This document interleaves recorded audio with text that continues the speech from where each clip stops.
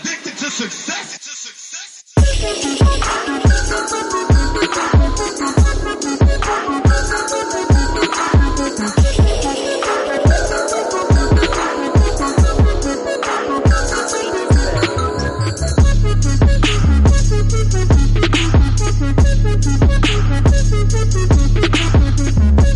What's up? What's up? What's up?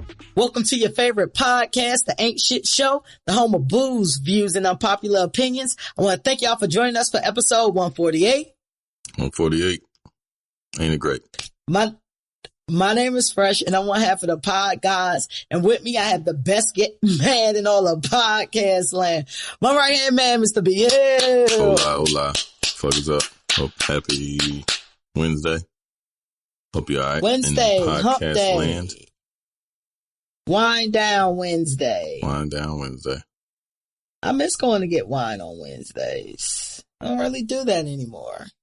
I'm not a wine drinker. You ever do? Not a wine drinker? Nah.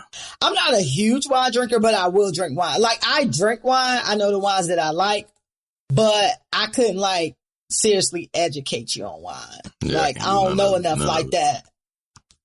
I probably do you not like it? 10 times in my life. Maybe For 20. real? Yeah, I don't like it. It gives me headaches. All of them?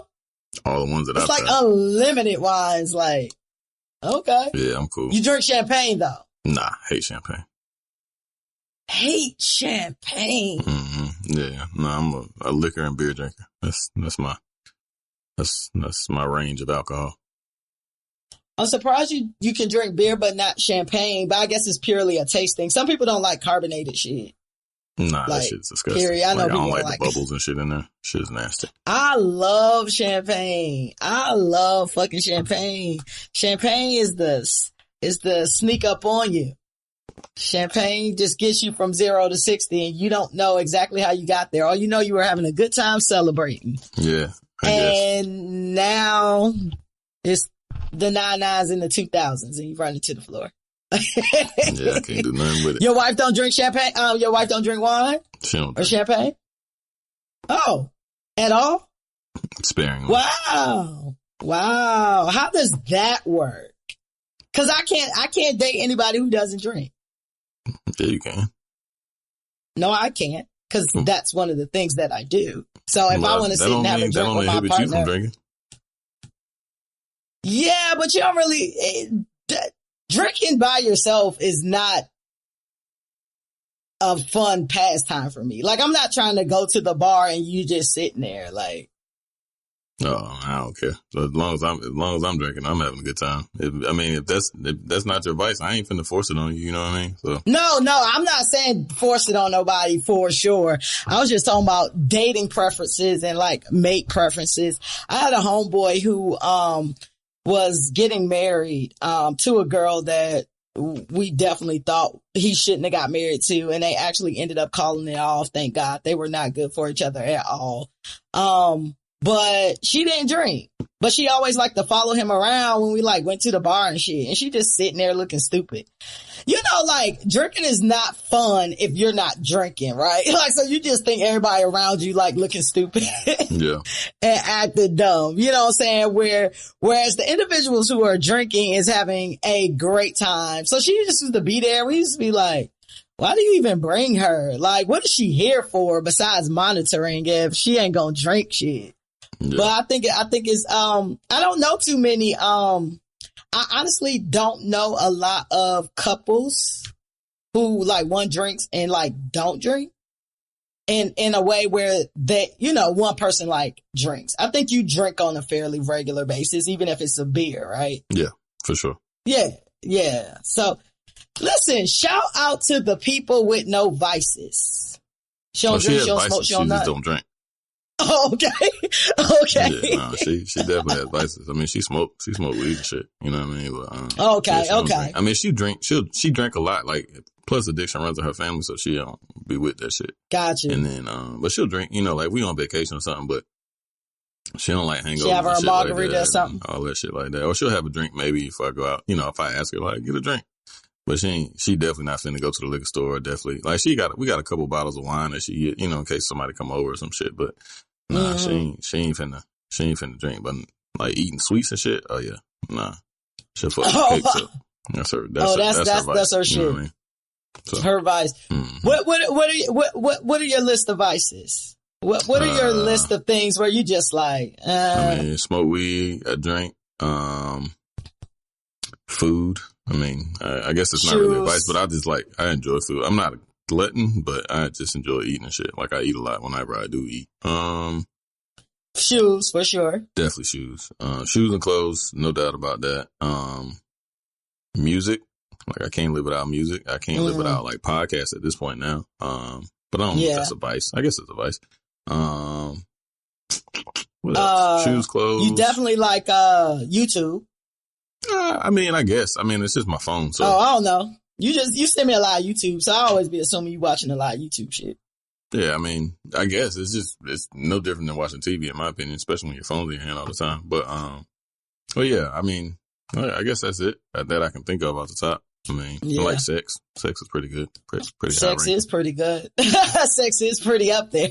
Sex is pretty up there. I got a question for you later in Free Smoke that relates to sex. I'm interested to get your opinion on that. But I think my vices are definitely fucking weed, alcohol, shoes. Yeah, shoes, and jackets. I love fucking jackets. I would say clothes. I do buy a lot of clothes, but I wouldn't necessarily call it my vice because I could really have honestly, I could really have 3-4 pair of jeans and plain tees and put my sneakers with my jacket. You know what I mean? Mm-hmm. Shout out to fall. Fall is on the way. Yeah, for sure. Fall is definitely on the way. Talked to somebody who lives in Florida and we were debating about the weather and shit. Are you a person who likes the four seasons? Or could you do without I'm cool some on of the winter, seasons? But yeah, I enjoy. I mean, I wouldn't mind. The 3 months of winter is trash, but a month and, maybe 45 days of winter is cool. But, nah, I'm straight on winter. But aside from that, I like the change because it's just a difference. You know what I mean?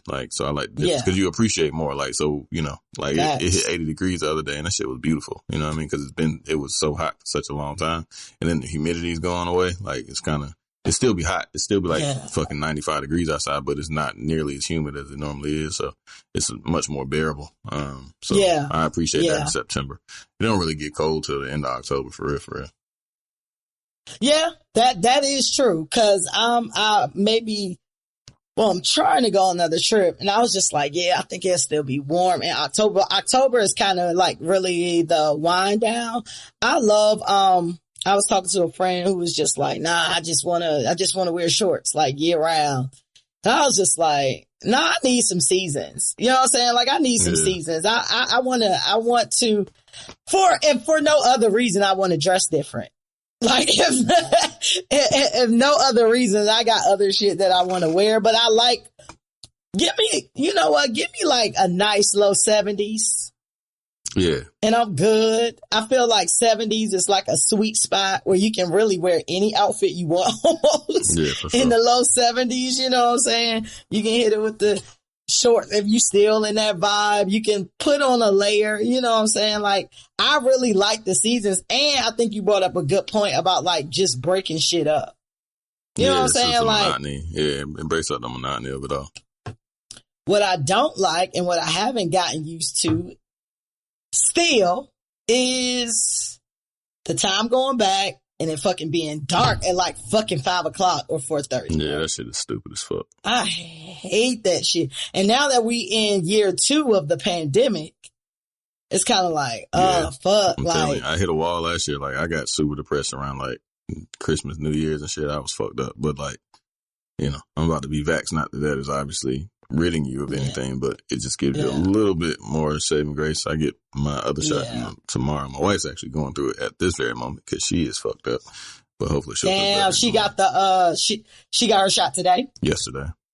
Yesterday. Yeah, but she was fine, and then she woke up like feeling weird this morning, so she been having like a fever and shit all day. So hopefully she wake up and be good. Because usually they said about 24 hours or some shit. So I get mine tomorrow, which I'm kind of dreading. But I was gonna get it today, but then you put me on to kind of stagger it out. But I was gonna get mine today, but I was in hopes that she was feeling a little bit better. But I was like, nah, I'm gonna wait because I got mad shit to do at work tomorrow. Yeah. So I ain't wanna, I couldn't risk like not feeling well. So, but then I'm gonna fuck my Friday up. You know what I mean? Like, that's gonna be trash. But oh well. I mean, maybe you won't have symptoms. I might not have an adverse reaction. I pray to God I don't. She's rarely ever sick. So. Well, from what I'm hearing from majority of people who are having, reactions, based on your timing, hopefully she good in the morning, because everybody who has had reactions like, I was feeling fucked up and then it just went away. Yeah, that's everybody that I talked to as well. So hopefully that's just the case. But, no more than 2 days is what I've heard. Like my mom, she had the Moderna when that shit first dropped and she was sick as hell. My dad ain't have no issues, but I mean, it's just whatever, you know what I mean? But I guess I don't know. I hope it helps, in the event that, God forbid, I get fucking COVID. Yeah. I mean, hopefully now we are going to keep you in prayer. Just because, everything is a shout out to my nigga Rail. He going through it. He just finished. He's like, bro, this shit's so stupid. I'm smoking a cigarette and I can't taste nothing. Like, this shit is the dumbest. I was like, well, probably let's just not smoke a cigarette while we got COVID. Right. That's another part. But yeah, shout out to my nigga. Right, he didn't have any, like, and it's crazy because we had been talking about getting the vaccine because, of course, like, anybody who's of our age around about and has parents or family members that are of older age, everybody I know that hasn't gotten the vax and their family members is getting ultimate pressure from all ends. So he had been talking about it right before I ended up getting my first shot. We had talked about it up until that point. And he be out. Like, that's to be the wildest shit in the world. Like, motherfuckers be out and about. Like, motherfuckers be thugging. You know what I'm saying? In bars, mask on for a second, but then not mask on. And then he got a new gig, and then, like, it was outbreak at work. He said, bro, I was masked and gloved up and ended up getting the shit. You know what I'm saying? Like, he's like, I be out in the motherfucker, like, smoking weed, fucking bitches, all type of shit. You know what I'm saying? Like, smoking weed, fucking bitches. Yeah, for real. Like, you know what I mean? Like, he be out. Like, he live off the land, so, you know what I mean? He be out and about. So, but, got a new gig and shit, and 3 weeks into his new gig, get a fucking, you know what I mean? So I'm like, damn. But it's just so wild, because, like, I literally was thinking about that shit the other day. Like, I know niggas that have been outside the entire pandemic. Like, you know what I mean? Like, ain't stopped shit. Even when, when it won't shit jumping and shit, they was finding little odds and ends spot, go to strip club, you know what I'm saying? When you from the city or wherever you from, like, little holes and shit and be able to maneuver and shit. And niggas been outside the whole time, you know what I'm saying? And they ain't, missed a beat. And then. Listen, I know niggas who wild. have. It's just the weirdest shit ever. It's the fucking weirdest shit ever. I know niggas who was out in these streets from beginning to end, caught COVID and was still out in these streets afterwards. Oh, yeah, for sure. Like, off some pray for me shit, and then literally back out in the streets. Oh, yeah. And I'm just like, wow, like, motherfuckers just really YOLO out this bitch. It's just so wild how that shit happens, because, like, my man that stay in my neighborhood, which is somewhat prompted me to get the shit in addition to my kids going back to school and kind of being more exposed, I suppose. But, like, him and his wife, his whole family was bent up, but mainly him and his old lady. And mind you, his old lady, she had breast cancer, and she said COVID, like, they were fucked up for a legitimate 12 to 13 days. You know what I'm saying? Like, on the 13th day, they started feeling better. On the 14th day, he was like, he was probably 60 to 75%, which coming from 20% is a huge jump. You know what I mean? But he was like, bro, that shit was the worst shit I've ever. And his wife said it was COVID. The lightest day on COVID was her worst day in chemo. And I was like, shit. Which is the reason that I fucking was like, all right, I'm about to go get this fucking shot, because I don't want no parts. You know what I'm saying? Like, I want to give myself the best chance, even if that shit don't work, at least in my mind. If it is a placebo, at least in my mind, like, if I, you know what I mean, come in contact with that shit, my mind to be strong enough, like, I'm about to beat this shit. So that shit was super jarring for me. You know what I'm saying? But then my man, my homeboy and shit, he said that he had the chills, like 2 days of chills, and he was like, the chills was the fucking worst. He was like, that shit was just, he was like, I was super cold. He was like, nigga, I was sitting outside with blankets on. He was like, and this was, you know, it's 85 degrees outside. He was like, I was sitting outside, like, you know, he was like, I didn't realize that was what was going on. And he said, you know, he was like, he ended up obviously going to get tested and then positive and shit. But he was like, bro, that shit was just the weirdest feeling. And then, you know, couple that with not being able to taste and smell. He was like, nigga, I don't know if I stink. Like, I was like, when last time you took a bath? He was like, 2 days ago. I was like, you stink. Yeah, facts. He was like, you're right. Facts. I'm going to take a bath. I'm going to call you back. Right. Like, peace. That was easy. Yeah. I was like, you stink. How long's it been? 2 days. Yeah, Ashton Kutcher, get in the shower. Yeah, that's like, crazy. But he was like, I'm just so tired of being in this fucking house. Like, he was like, cause he's like I said, he an outside nigga. Like, he's been my friend, my best friend since we was 12. So, and he's always, you know what I'm saying, been turned to the max. So like, he's like, just sitting in his goddamn house is crazy. You know what I'm saying? Like all day. He's like, he's like, then he's sleepy as hell. He's like, but I can't tell if I'm sleepy and tired just cause I've been in the fucking house and I ain't got shit to do. And I just decided to lay down, or if I'm, you know, truly sick and shit. I was like, it's probably a combination, but yeah, it's really just, I don't know, man. Fuck COVID, man. Sit your ass down. Like, sit your ass down. Yeah, like, sit your ass down. Sit down. Like, sit down. Because I feel like in today's climate, yes, it is great to be outside. Trust me, I miss it. The couple things that I get to do that's not related to anyone's home, I appreciate those. The things that I can do where I feel comfortable and where I can social distance, you know what I'm saying? I do it. You know, there's a million streaming platforms for music, movies, TV, whatever you into, podcasts. Like, there's a lot of entertainment that can come to you, you know what I'm saying, in your house. You know, you can invite people over that, you know, is living a certain way or whatever the case may be. I'm just saying, if you're not vaccinated and you don't plan on getting vaccinated, or you're just not vaccinated currently, like, you gotta have some type of, you know, conservativeness about yourself. You know what I'm saying? Because it's just reckless at a certain point in time, because it's not just about you. Because like you said, you out here smoking blunts, fucking bitches. You could be the patient zero, passing it to everybody. Exactly. You fuck this bitch, and this bitch take the shit home back to her grandmama and her kid and her whatever, and you know you fuck this bitch. She got COVID. They got COVID. Now somebody died. That's kind of on your conscience when you know the contact tracing. You know what I'm saying? On that shit. Like, get the vaccine at the bare minimum to kind of save yourself. You know what I'm saying? If you know you just want to be just out here, like, I get it. If that's what you want to do it. Just save yourself. If you know, for me, it's kind of, listen, I feel good. I'm a person that's in control of my environment. You know what I'm saying? Like, if I had kids going back to school, some shit like that, like you got going on, I definitely would have got a vaccine, because them kids is the one that's been the culprits the whole time, and we didn't even know. Like, they've been bringing that shit back, you know what I'm saying, with no symptoms, you know, whatever, but kids starting to get sick now. Children's Hospital in DC is to capacity. Yeah. With children. I said it on the other show, it's like, and that was like when school first started, and the damn over 1,000 kids in that first like 2-3 days of school already had COVID. Faculty, staff, you don't have no bus drivers. It's just a lot of shit going on. The world is fucking crazy, man. Like, motherfuckers is about to kill each other over the vaccine and mask and shit. Like, if they want to take it, like, it's just so much fucking upheaval in the world at this particular point. Like, this shit is just stressful as hell. And, you know, listen, I don't know, man. It's just so much shit happening continually. Like, it's just nonstop.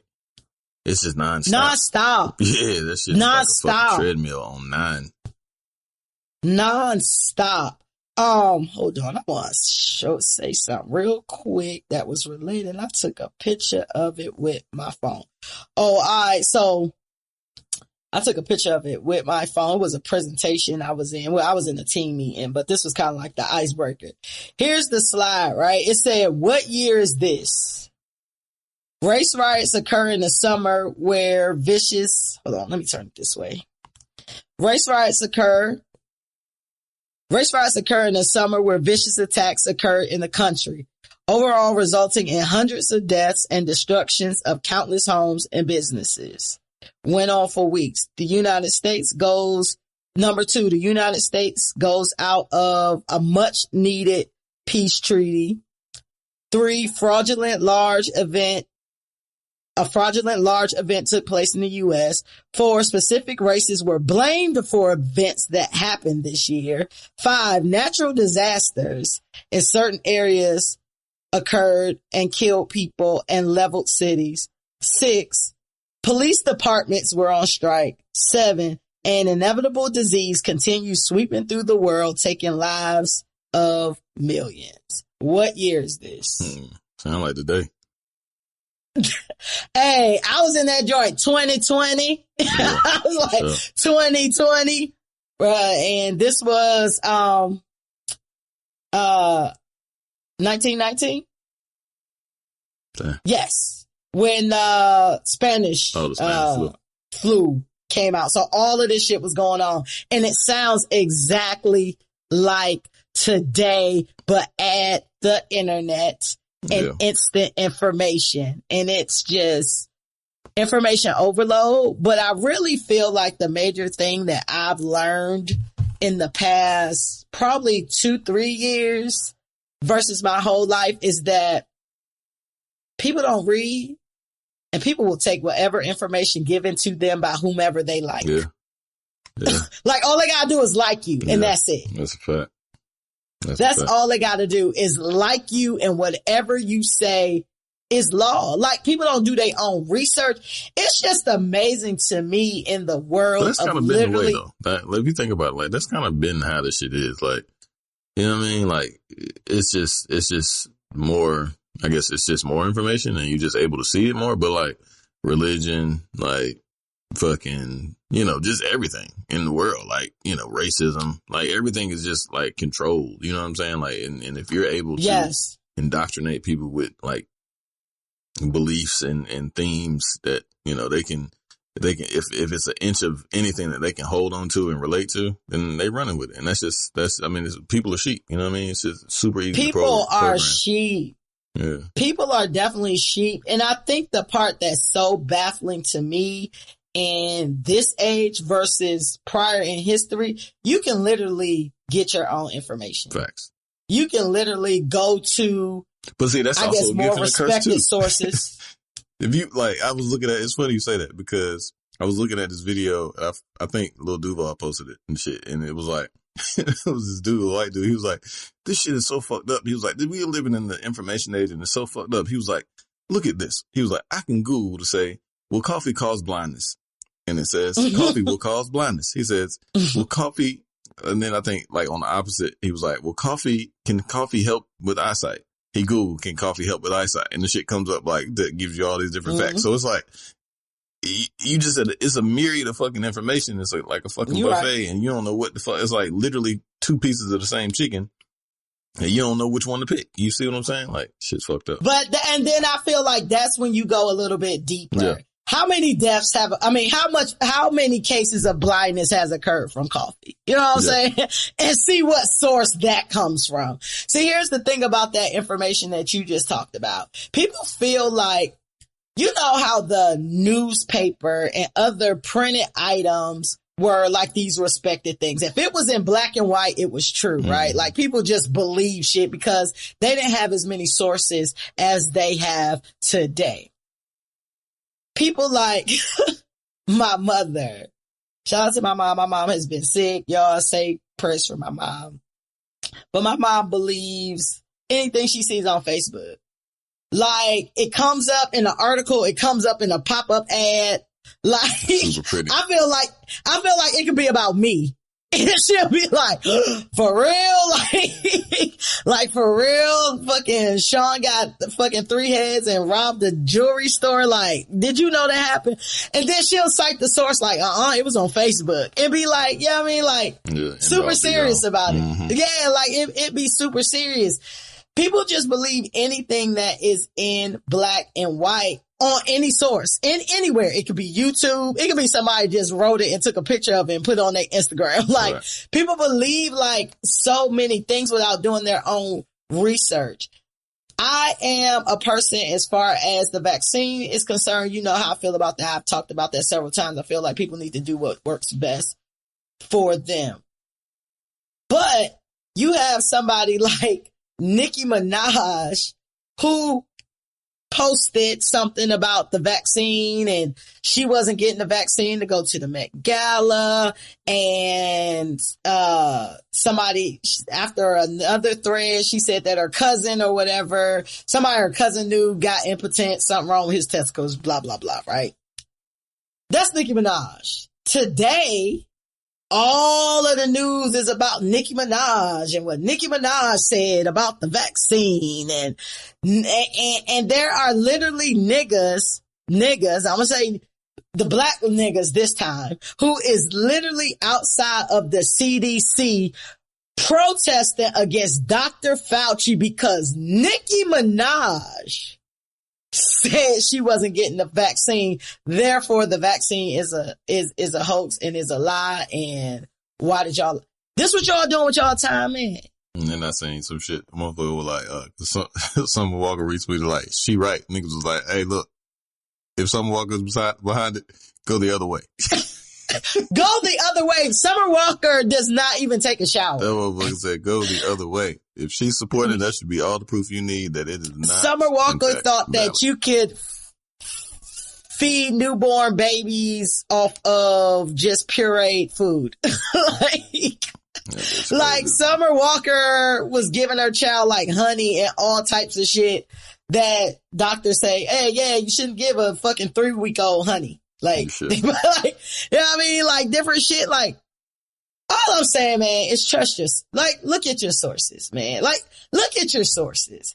Like, Nicki Minaj can definitely have an opinion, and Nicki Minaj can definitely have stories about what happened to who, the same way we talk about what happened to who when they got what.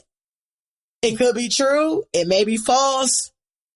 But you got all of these. They had like the fucking, the parliament or whatever the fuck Trinidad and Tobago fucking check into the shit. Nigga, they was fucking speaking on it. Like in the parliament, whatever fucking Congress meeting or whatever the fuck you call that shit. I don't know what it is, but they were speaking about it. I'm like, man, this shit is fucking ridiculous. Like, god damn, man. Like, it's not, but here's my problem, B Hill. Here's my problem. My problem is y'all actual government employees, your governors, your senators, your government officials is out here basically saying the same thing. Why are we talking about Nicki Minaj? Yeah, man. Why are we talking about a rapper? Why is that news? Like, it's just so distracting and it's so divisive. Again, I just feel like the government not doing all the shit they supposed to do and the mandates that they can put in place, and they doing a great job of pitting motherfuckers against each other for no reason. Yeah. Going in on these celebrities who has not a medical degree in sight. Yeah. Or not even, like, we ain't even talking about celebrities who fake live like a holistic lifestyle and shit. You know what I mean? Yeah. And talking all this shit about, you know what I'm saying? Like, what you can do instead of taking the vaccine or whatever. This got a whole like, she got a whole Silicon Valley in her body. But like, that's the thing that's throwing me. Like this shit for real. You're like, she got fake titties and fake ass. Facts. So like I know people that have gotten like lap band, not lap bands, but like the sleeves and shit, like surgeries, right? Like super surgeries, like weight loss surgeries, but don't want to, like, they were like, I don't be taking no medicine. I can't fuck with the vaccine. I'm like, but you are taking anesthesia. Like, listen, I am a believer in shit that has years of medical facts behind it. Yeah, for sure. I get that. Versus something they whipped up last week. Don't let that be your fucking like thing though. You see what I'm saying? Like that's, I don't know. Like, I don't know. It's just, I get it. Like, I totally get it. But I don't know. It's just people's rationale. Like, motherfucker, you are drunk as shit on fucking Ciroc right now. You see what I'm saying? Like, you are fucking drinking mad shit and then you don't know what this is either. So I don't know. I mean, I feel like I said, to each his own. Yeah. Everybody got to do what's best for them.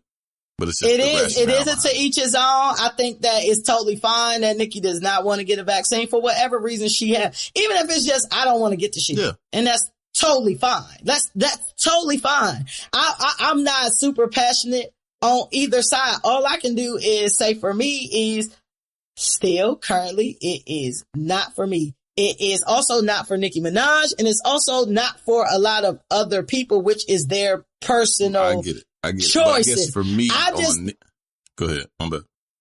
I'm just confused at all the distraction tactics that are being used. I agree. And in regards to Nikki though, like, so like that day that she tweeted all that shit, she was only retweeting the horror stories or, you know, quote unquote the horror stories. But like, if you're saying you got to do your research, right? If you're saying like you tweet that you got to do your research, why would you just only retweet like horror stories? Whereas you can say, I had the vaccine. Like it's two sides to every coin. You know what I mean? So she's using her platform irresponsibly. I think you should, if you're going to retweet the horror stories and all this other shit, you should also retweet the motherfuckers who telling you the shit, the positive stories. You know what I mean? Like that's the part that gets me. First of all, we got to talk about Nicki Minaj as a person. Nicki Minaj as a person is only going to go with things that fall in her favor. I mean, that's most people. But it is very, it is a pattern with Nicki Minaj, because my problem with Nicki Minaj is that she always want to use the black woman card when it's something against her. That's it. Mm-hmm. Like Nicki Minaj is rarely standing up for anything, which is fine. If you don't want to be an activist or you don't want to be that type of celebrity, okay, cool. But you can't just use shit when it's beneficial for you. Like that's my whole problem with her. Now you're a black woman. Now Joy Reid is coming against a black woman, which I do feel like everybody who is on her back is okay. It's Nicki Minaj, my nigga. Like, what? I just don't understand why it's so serious. And it was Nicki Minaj and it was Nicki Minaj's opinion. But I do understand that Nicki Minaj has a lot of followers. But a lot of people have a lot of fucking followers and they use their platform incorrectly. Yeah. Like, I feel like it could have been Nicki Minaj said whatever she had to say. And if nobody said nothing about it, we wouldn't be talking about this today. It would have been those fucking 50,000 or whatever that took from that I shouldn't get the vaccine. You know what I'm saying? Or whatever the number of people.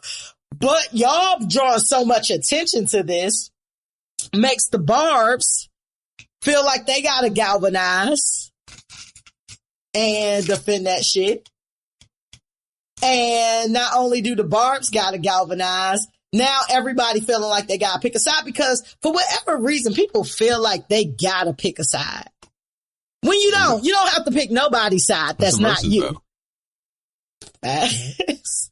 It is in fact the versus battle. So we're at my, Biden came through and said something, made a statement about, mandate federal employees and, federal contractors.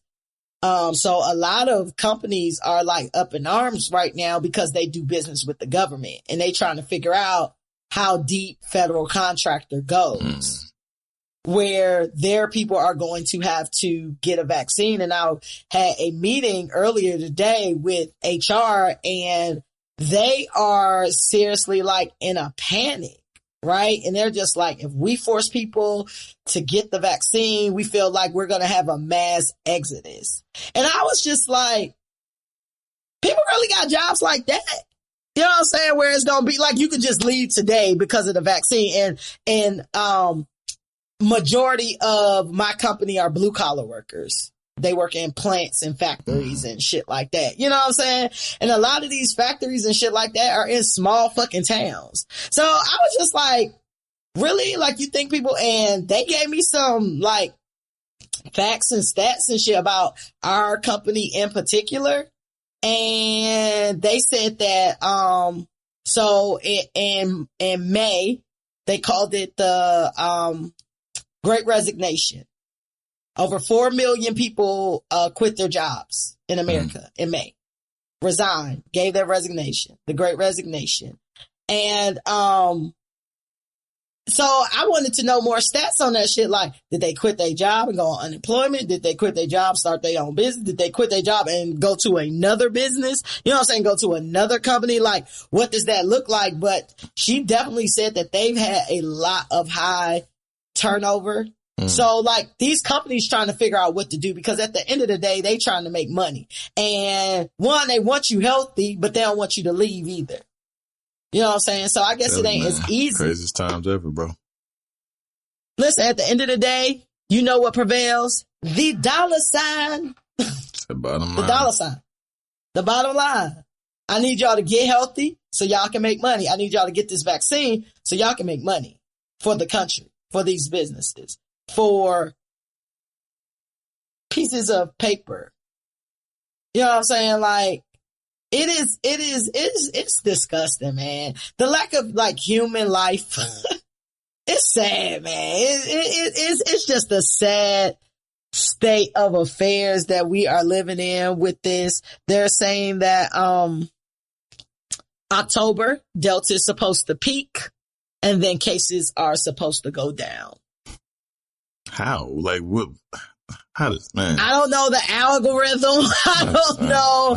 I don't know. I'm definitely not smart enough to predict that. I don't even know how you come up with that. But that's what they're saying. My nigga, like, I swear to God, like, I'm telling you, man, like, I'm tired of motherfuckers dying. I'm fucking tired of people getting sick. I'm tired of like precautionary methods that you gotta take just to fucking do anything. Like, I'm just over it. Yeah. This shit is draining as fuck, my nigga. Like, this shit is fucking draining. Like, I send my kids out in the world, you know what I mean? With this whole fucking boogeyman out that bitch, and I don't even go to work. You know what I mean? Like, this shit is fucking ridiculous, dog. No, that's real. That is so fucking real. And, you know, it's just crazy that we're now, you know, on podcast fucking 148. And we've been talking about this shit since like podcast 100 or some shit. Like that is like fucking crazy to me. If you would have asked me back in March, would we be having this conversation? I would have bet you that we wouldn't. I told you. I said it. I said this shit is not going nowhere no time soon, my boy. And look at me, the fucking Nostradamus of this bitch. Listen, I definitely would have back in March, I was the nigga who was just like, it's a few weeks.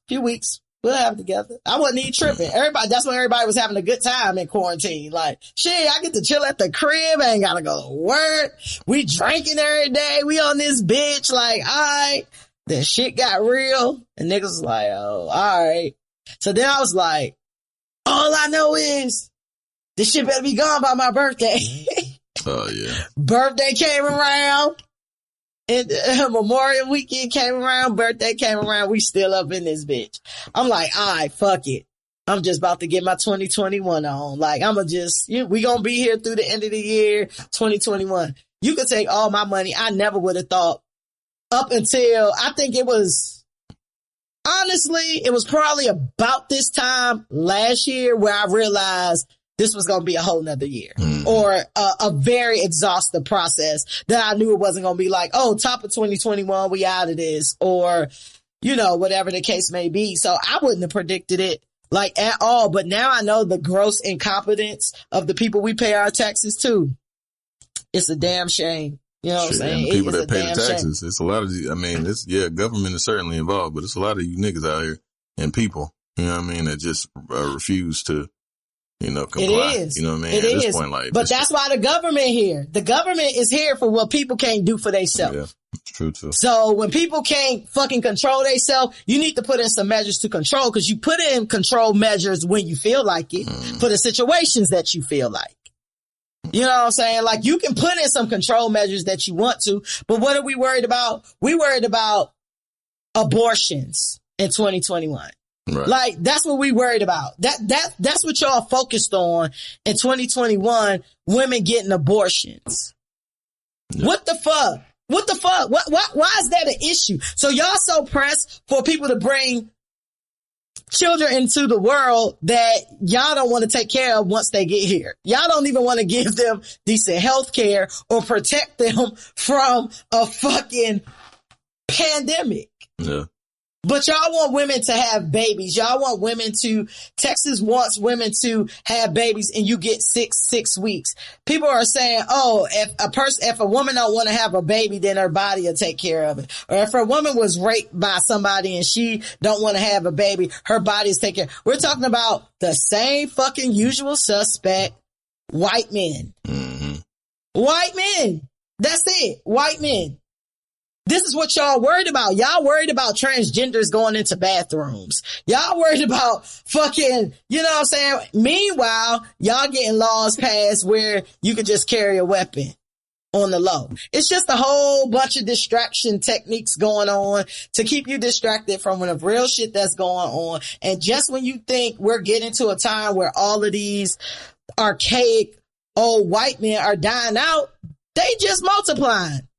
And honestly, that's what I again, deep dive, you can find whatever on the internet, but it makes sense. All these old archaic white men are becoming the minority slowly and slower than surely. So they're saying, and then I saw a stat that white women are actually aborting children much at a higher rate than black women and any other, women of color. So as a result of that, they're losing their strongholds on the fucking country, right? So like they like, oh nah, fuck that, y'all bitches tripping, like y'all finna fuck the race up, like, oh, is white bitches fucking doing this shit? Oh nah, fuck that, can't nobody get no fucking abortion, you know what I mean? Like, so I don't know how true it is, but it makes sense because one is Texas, that makes sense. One is Texas. Yeah, it's Texas. Texas is a predominantly white and Spanish, and they losing their stronghold, and they like, oh nah, fuck that, you know what I mean? Oh yeah, because the census just came out that it's less white people. Yeah, that's what I'm saying. You put two and two together. You know what I mean? No, that makes sense. Listen, I love being black. I love nothing more better than being a black person throughout our adversity and everything that we go to. There is not one other race that I would rather be outside of black, and I appreciate that. But I'm not such a fucking demon so pro-black that I want fucking victims of rape to have babies because they black and put out more fucking rapists. Like, certain shit be in your DNA. You know what I'm saying? Like, and I'm not saying everybody, but we get our traits from our parents. And that goes for mental health conditions. That goes for physical health conditions. That goes for your looks and your general characteristics. Mm-hmm. You can have never met your biological parent and act just like them. You know what I'm saying? So, right. That was, some of your story that you told us as well. So it's just like, what's the bigger picture here? And the only thing that's worse than a fucking rich white man is just a woman who don't care about women. I hate that shit, bro. Like, I get this nigga not being able to see shit, but when you a fucking white woman or woman that's on board with the shit, I be like, what type of woman are you? That's like, you hear about deadbeat dads all the fucking time. But when you hear about a deadbeat mom, you be like, what the fuck? Like, you just, it is. But when it's a double standard, and it's just different. And it definitely, rubs different. Off that to more happier things. I wanted to, discuss Certified Lover Boy with you before we get into the other shit. Certified Lover Boy came out, Drake. Did you get a chance to so here's the thing. B Hill listens to music very quickly, very early. And some new shit coming out that we both may have interest in, he gonna hit me first thing in the morning. And I'll be like, damn, nigga, you listen to this shit already? You're like, yeah, I'm up. Like, why wouldn't I? So it's like, did you brush your teeth? He always send the shit. When he didn't send me the Drake by like 9 o'clock, I was like, that's interesting. Cause I was really expecting to hear, yo, this Drake fire. Like, this Drake is just the best thing ever. So when I hear that, I was like, So around 10 o'clock, I started doing my hair, washing my hair and shit on the clock, washing my hair and shit. So I listened to the shit, right? And then like by noon, I still didn't hear from him. And I was like, damn, maybe he don't like this shit. Cause I ain't heard from him. That's very uncharacteristic of B not to hit me by now when some new music that dropped. And I listened to the shit and I had my opinion. And then I think it was around later in the day. And then you hit me and you said, what, B? What did I say? I don't know. You said, oh, this Drake is some meat. Oh, yeah, Drake. Yeah, I did say that. Yep. Drake's some meat. That shit was. You was like, this Drake is some meat. I'm looking, I was like, oh, shit. Yeah, shit was some Reggie. Then he was like, yo, that shit is some Reggie. And I was like, I ain't want to say nothing because you always calling me a hater. I mean, you do, but I definitely start to listen. I can justify whatever I say. Whatever I say, I can give my reasoning behind it. I can always give my reasoning behind it. I'm not just gonna be like, oh, it's trash and leave it like that, or it's dope and leave it like that. And I know shit can fall in between that spectrum. So I feel like I can critique. You know what I'm saying? I can give you every reason for me why it didn't work for me. That Drake was boring as fuck to me. Super snooze fest. It was a snooze fest. It was like pages out his diary per usual, but I didn't even get the whole lover boy concept of it. Nah, that shit was a bunch of old records and just some shit. I don't know. I'm thinking that he might drop another one here sooner than later because I don't know. It didn't hit. It was just like a hodgepodge of fucking music. It was. I feel like this, they pushing Too Sexy. That shit trash. And that is the only, well, it's not the only record. Honestly, it was 21 songs on that Drake? 20, it was a lot of songs. 27 on Donda. It was like 21 on Drake. I maybe like 4 songs on the joint. And they wasn't even like fire. They were good songs. Even though the shit was boring, Drake can rap, you know what I'm saying? Yeah. So he had some quotes in there if you listening, you know what I'm saying? Drake can always rap. You can't take that away from Drake. But it's all encompassing of a song, of what sonically sounds good. I do feel like the album was some loosies.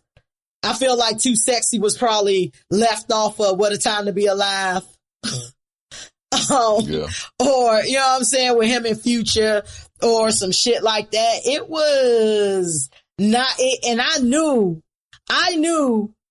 when the whole day went by and the internet wasn't going crazy, I was like, oh, Drake might have got his first lowercase L. And the reason I say lowercase L because the nigga still sold 604 or over 600,000 copies.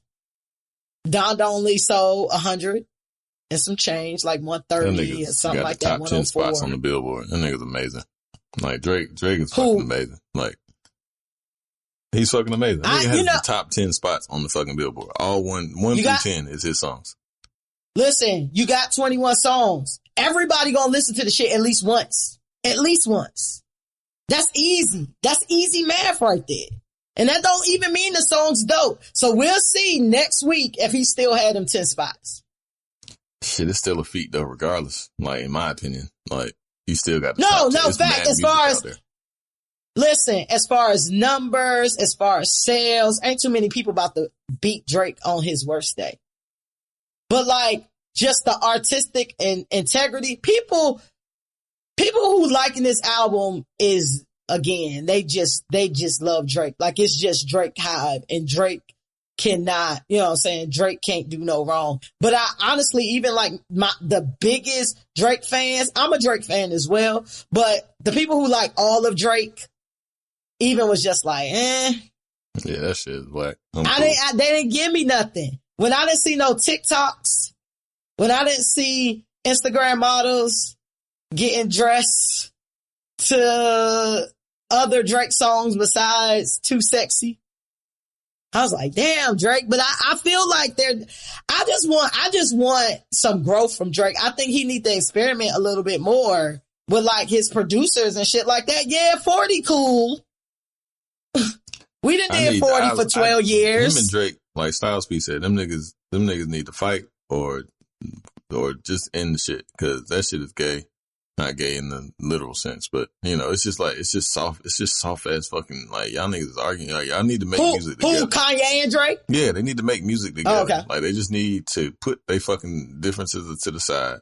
And Drake raps exceptionally well. Kanye makes amazing production, because I think that's, for me, I enjoy Donda production wise way better, and I enjoy obviously with the raps better on Drake's album. But like, if them niggas were to do a project together and like squash they fucking petty ass, soft ass beef that nobody gives a fuck about, and just make music, my nigga. Like, y'all niggas just make some music together and just keep it hot. Like, that's all that shit is, man. Like, just make some music together on some Watch the Throne type shit, and just like make that shit stellar. Cause I think that shit was like, it's an injustice to the music fans and the listenership of hip hop. Cause like, truly, those two are greats in terms of like just what they do well. Like, Kanye makes great production, make great beats, produces amazing albums, top to bottom. Drake raps exceptionally well.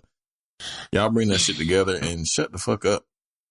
Squad, figure it out. I still feel like we living in the past with this. I still feel like we living in the past on this Kanye thing. I get it that people don't want to wrap their heads around it, that people who were once great ain't great no more. It was hard for people to wrap their hands around Wayne's decline. I feel like it's hard for people to wrap their heads around Kanye's decline. At the end of the day, Kanye has not made a dope album in a very long time, to the point where even the artist who he's making albums for is complaining about the shit. Nas didn't like that Kanye album. Tiana Taylor didn't like her Kanye album. Nobody likes their Kanye album. Nobody likes Kanye's album. I enjoyed this. That shit was fire. Tiana Taylor didn't like her album. I liked it. You know what I mean? Like, you know what I'm saying? So I just feel like Kanye was great. Kanye is gonna have to I don't feel like Drake needs to squash anything with Kanye. I feel Drake will we talking about two soft niggas. Talk about pool. And Kanye can't dress. And trying to outdress Drake. Drake can't dress, Kanye can't dress.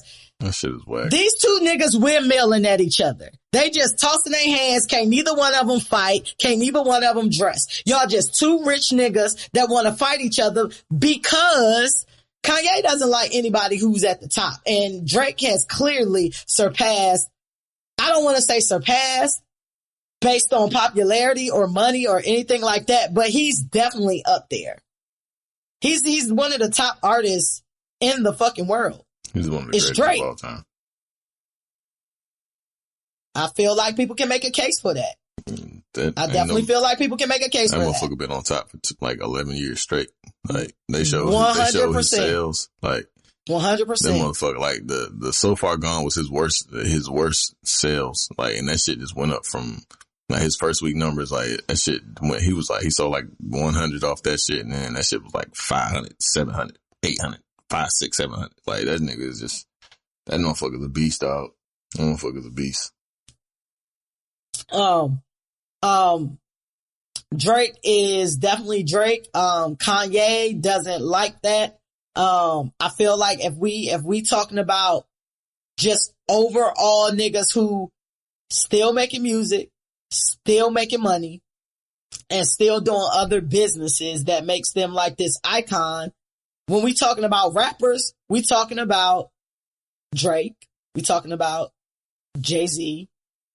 We talking about Kanye. Who else is up there?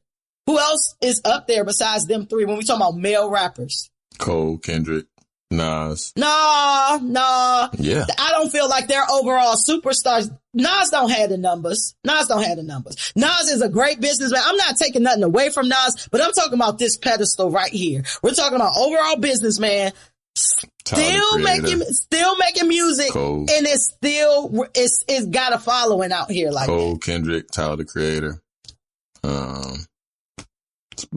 Tyler the Creator is on the same level with Drake overall. He had a number one album. A number one album. You just talked about a nigga who been on top for 12 years, and you gonna compare him and Tyler the Creator is in the same good. You said right now. That's what I'm saying. Niggas who still doing it. Jay, who been doing it for a very long time and has always had very high numbers every single time. It's Kanye. It's Drake. It's Hov. Cole, Kendrick.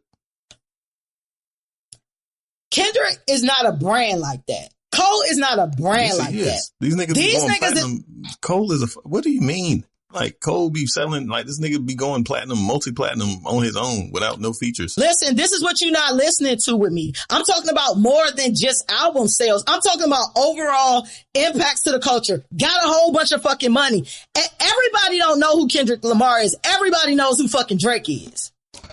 Everybody don't know Tyler the Creator. They know fucking Kanye West. Yeah.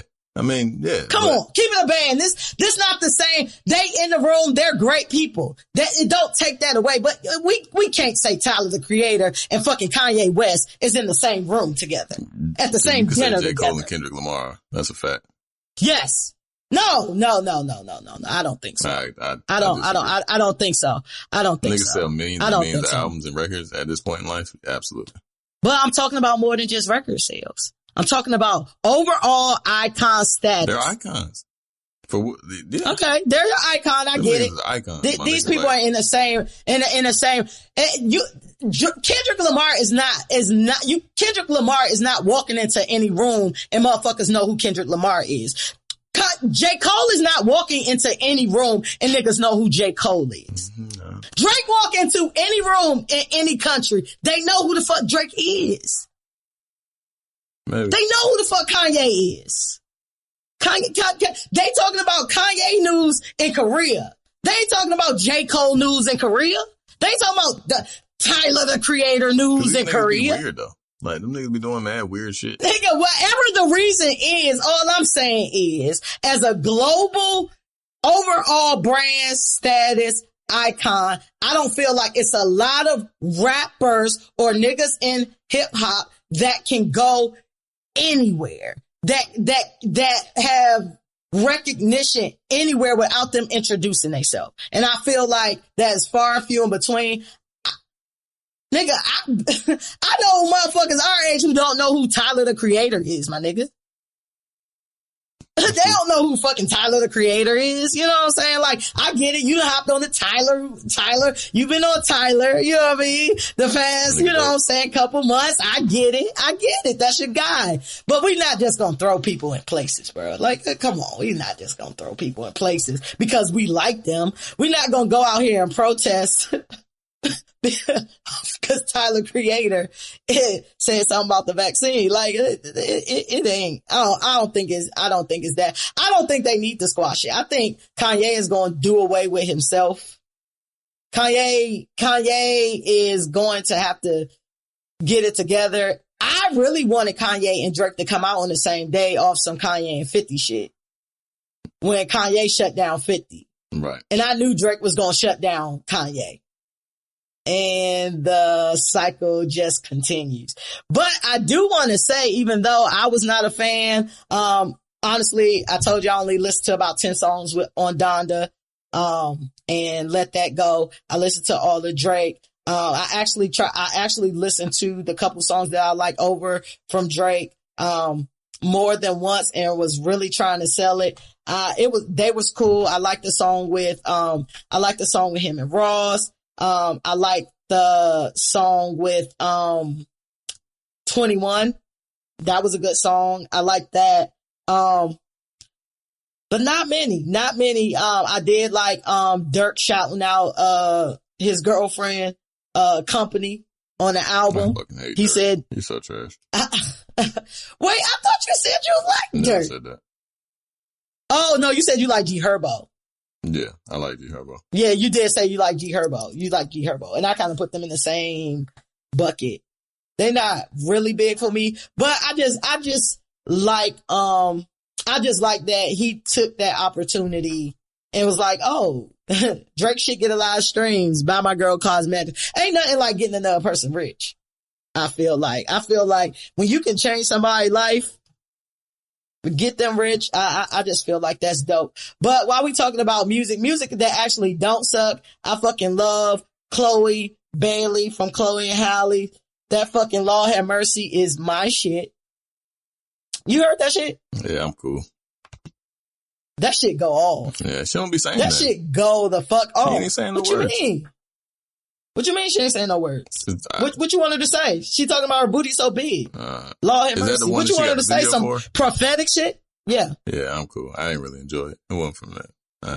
I listened to it a couple times. I ain't like it. I mean, I ain't like it. It's not that I dislike it. I just ain't nothing I'll be like pressed to listen to. I fuck with that shit heavy. I've listened to that shit a couple times. I love a good beat. I love a good song. She definitely, you can tell that she, has studied at the foot of the queen. Cause you can definitely see Beyonce sprinkled, through her flows and, in her videos. And I really fuck with that. I like who she's becoming. I like her whole, she's giving me very much Rihanna Good Girl Gone Bad vibes, where Rihanna turned into Rihanna off that album after she was Panda Replay Rihanna and Beyonce trying to be Beyonce Jr. And then she shredded that or shedded that whole image. I see big things for Chloe Bailey, and record exec Fresh is definitely, saying that she's one of the ones to watch. I think that she is one of the ones to watch. Yeah, that's my stamp. So y'all save this podcast post and then give me my props at the end of the year when she got all the awards. You got your black facts? You ready to go into your black facts? Yeah. Black figgity facts? We about to get into skibbity bebop bees black facts. I got this from Black Story 1619. It's on Instagram. Follow them. They got mad dope shit that I follow mad black shit, but it's a picture of these three gentlemen. I had never heard about it. Henry Shields, Arthur Ellington, and Ed Brown were the defendants in Brown versus Mississippi. Brown versus Mississippi was a landmark decision handed down by the United States Supreme Court. In Brown versus Mississippi, the United States Supreme Court ruled that a defendant's confession, when extracted by law enforcement agents, cannot be entered as evidence for directly violates the due process clause.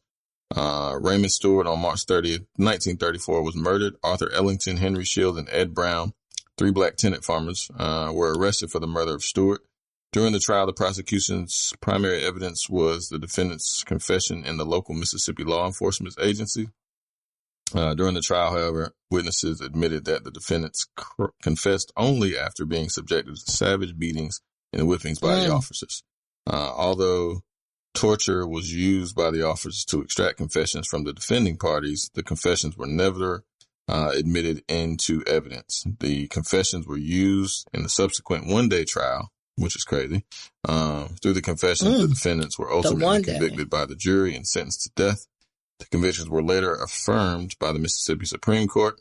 In a unanimous decision in Brown versus Mississippi, the United States Supreme Court reversed the convictions for the defendants. It was decided in Brown versus Mississippi that a defendant's confessions cannot be entered as evidence if it is extracted by law enforcement agents. This process of extraction violated the due process clause of the 14th Amendment. So yeah, the prosecutor of that trial, John Stennis, later served 42 years as a United States Senator, including 2 years as President pro tempore, whatever the fuck that means. After, I guess he was fried and battered at some sushi. But yeah, that was dope. Yeah, so I didn't know that. And that is obviously landmark. I'm sure it still happens though. Niggas getting their ass whooped all the fucking time and convictions. But, yeah, so that was just a large piece of legislation that is, I guess, being upheld. So Brown versus Mississippi, still reign supreme, I guess, at this point. So I thought it was pretty dope. Never heard of it. Nice. You sent me something too. You sent me something too about segregation in DC, like the schools being desegregated. Oh yeah, it was like in 1953 or some shit like that. Yeah, I had put a note in here somewhere about that. But when schools were integrated in DC, it's like the anniversary or whatever. But what is crazy is because when you sent me that, it made me remember like my high school that I went to used to be like an all white school. And it's black as hell now. Well, let me shut up because I don't know what 2021 the school look like now because there's so many white people that live in that area now. But it was an all black school, and it's like mad pictures and shit like that they used to have like in the library and shit, and it was just like all white kids and shit. Like it used to be. I went to Cadoza Senior High School in DC, and our mascot is an owl, but it's the Cadoza Clerks.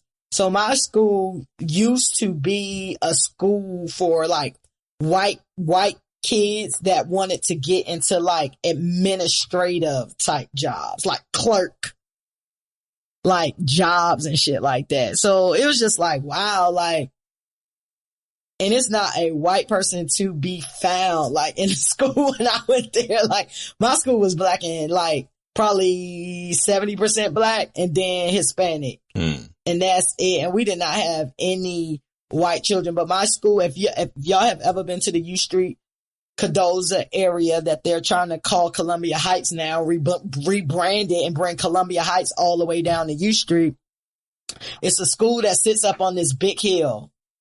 And it's like a nice school, you know what I'm saying? For the most part, it had like a rack of fucking floors and shit. But it's just crazy. Like you go into like a fucking time machine and go back to places you know at different times, and it'll look totally fucking different, like totally wild, like everything about it. Like you go back to your old block and it's not a black person at all there.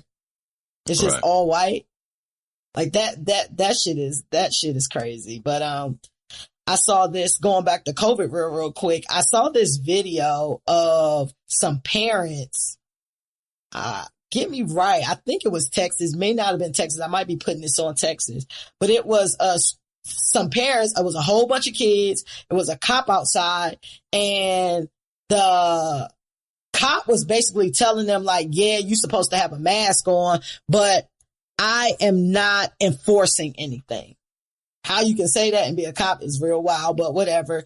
He tells them this, and then the parents are like, kids, go in. Like, they can't stop you. They can't stop you. So, like, the administrators is in the door, like, kids, y'all need to put on y'all masks. It's required in school, da-da-da-da. You got these parents out here. You said you are afraid for your children, right? You sending them out and the boogeyman out there. Meanwhile, these white parents are forcing their kids to go in here with no mask for no reason. But I thought the most coward part of the process is they're in the back. The kids are in the front. They're telling the kids to push through the administration because the administration can't do nothing to them. And the kids are like, come on, guys, let's go. They can't touch us. Come on, let's go. If you feel so passionate about them bum rushing to school, why ain't one of y'all in the front pushing these administrators? Right. Why y'all got fucking middle schoolers trying to teach them? White people is wild what they teach their kids. What they just teach, period. I don't even want to say they kids. Like, why would you put your child in that position? It's crazy, man. To do some shit like that. Crazy times, man. Shit, it is crazy times that we living in, and people will cut off their nose, spite their face. I promise you, bro. It's so weird. Anyway, let's get into some other shit. We about to get into some litter shit. Litter shit is our pop culture segment where we talk about all the fuck shit on your timeline. And, I'm drinking a vodka tonic right now, grapefruit vodka and tonic water. I've been moving a lot into vodkas because I can mix it with tonic water and it tastes like soda. And, it actually tastes really, really good. Less calories, you know, whatever. Do you do anything today? You get into any of your vices that we talked about earlier today? Nice little beer. You wrapping up your summer ales and your fancy beers with your. Nah, just a red old, same old same. Oh, regular day. I bet. Well, last night, Verzuz on Tuesday. We did not record on Tuesday. We are on Wednesday because I wanted to talk about Verzuz. So Ja Rule and Fat Joe did a Verzuz last night. And, you know, they were having a good time. I feel like Joe had a little bit better time than majority of people. And I don't know if Joe was a little saucy or just a little hyped up or whatever. But, you know, they were trading some words. It was kind of like some nice, nasty stuff, reminiscent of The Lox and Dipset, where you wasn't quite sure what was real and what was just friends taking jabs at each other. Well, in the midst of these jabs, Fat Joe had some things to say about some of Ja Rule's guests. Ja Rule brought out Lil Mo and Vita in the Verzuz to perform Put It On Me, which is one of my favorite Ja Rule songs. And which prompted Joe to say, you got all these dusty bitches out here. You got to go to the crack house and find them bitches. Well, as soon as the internet got a hold of that, that went viral. And outrage began, as the internet does. Little Mo had some things to say about it. And, hold on, let me find Little Mo said, I need everybody to tell Fat Joe. She asked Fat Joe, he owes a genuine apology. I don't live in a crack house. I'm not a bitch, nor am I dusty. Street code, women and children is off limits. Hashtag disappointed. And she put a bunch of broken hearts and she put legend by her name. Well, Fat Joe did apologize. And Fat Joe kind of gave one of them apologies that kind of negates the apology when he said, you know, something to the effect of, hey, if I offended you ladies, I apologize. That was not my intent. And I feel like anytime you put an if in an apology, it kind of, you probably should have saved the apology. But to shoot him some bail, he shot the tweet out right after the show. So Lil Mo hadn't done, she hadn't done that yet. Yeah, but the backlash was already out there. So he definitely shot the shit off after the show. I didn't know where it came from. But after Lil Mo posted that, you know, heavy hitter gotta come in. 7 winters and 6 summers or whatever she be saying, however long she was in jail and shit. Remy comes in, who was also on the Verzuz last night in a puffy, cheetah outfit. And she responds to Little Mo directly in Little Mo's mentions. And she says, stop it, Mo. You know damn well it ain't go down like that. She said that nobody had even came out when Joe had said that. She said that Joe showed, y'all mad love in the parking lot, hugged y'all up. It ain't no need for the followers to tell Joe shit. You know, I'm sorry if you were offended, but you can call my phone. She said, let me DM you my number in case you don't have it. And she said, y'all know Joe wouldn't intentionally hurt anybody. And then she said, sidebar, street code is don't do social media. When Lil Mo caught wind of that, she talking about, who is you to tell me how to feel? Mind your business. Fuck out of here. This got spicy. This got spicy out here only because I know Remy hood as fuck. I know Mo hood as fuck. I don't know if Mo a fighter, but I definitely know Mo ain't about to hold her tongue.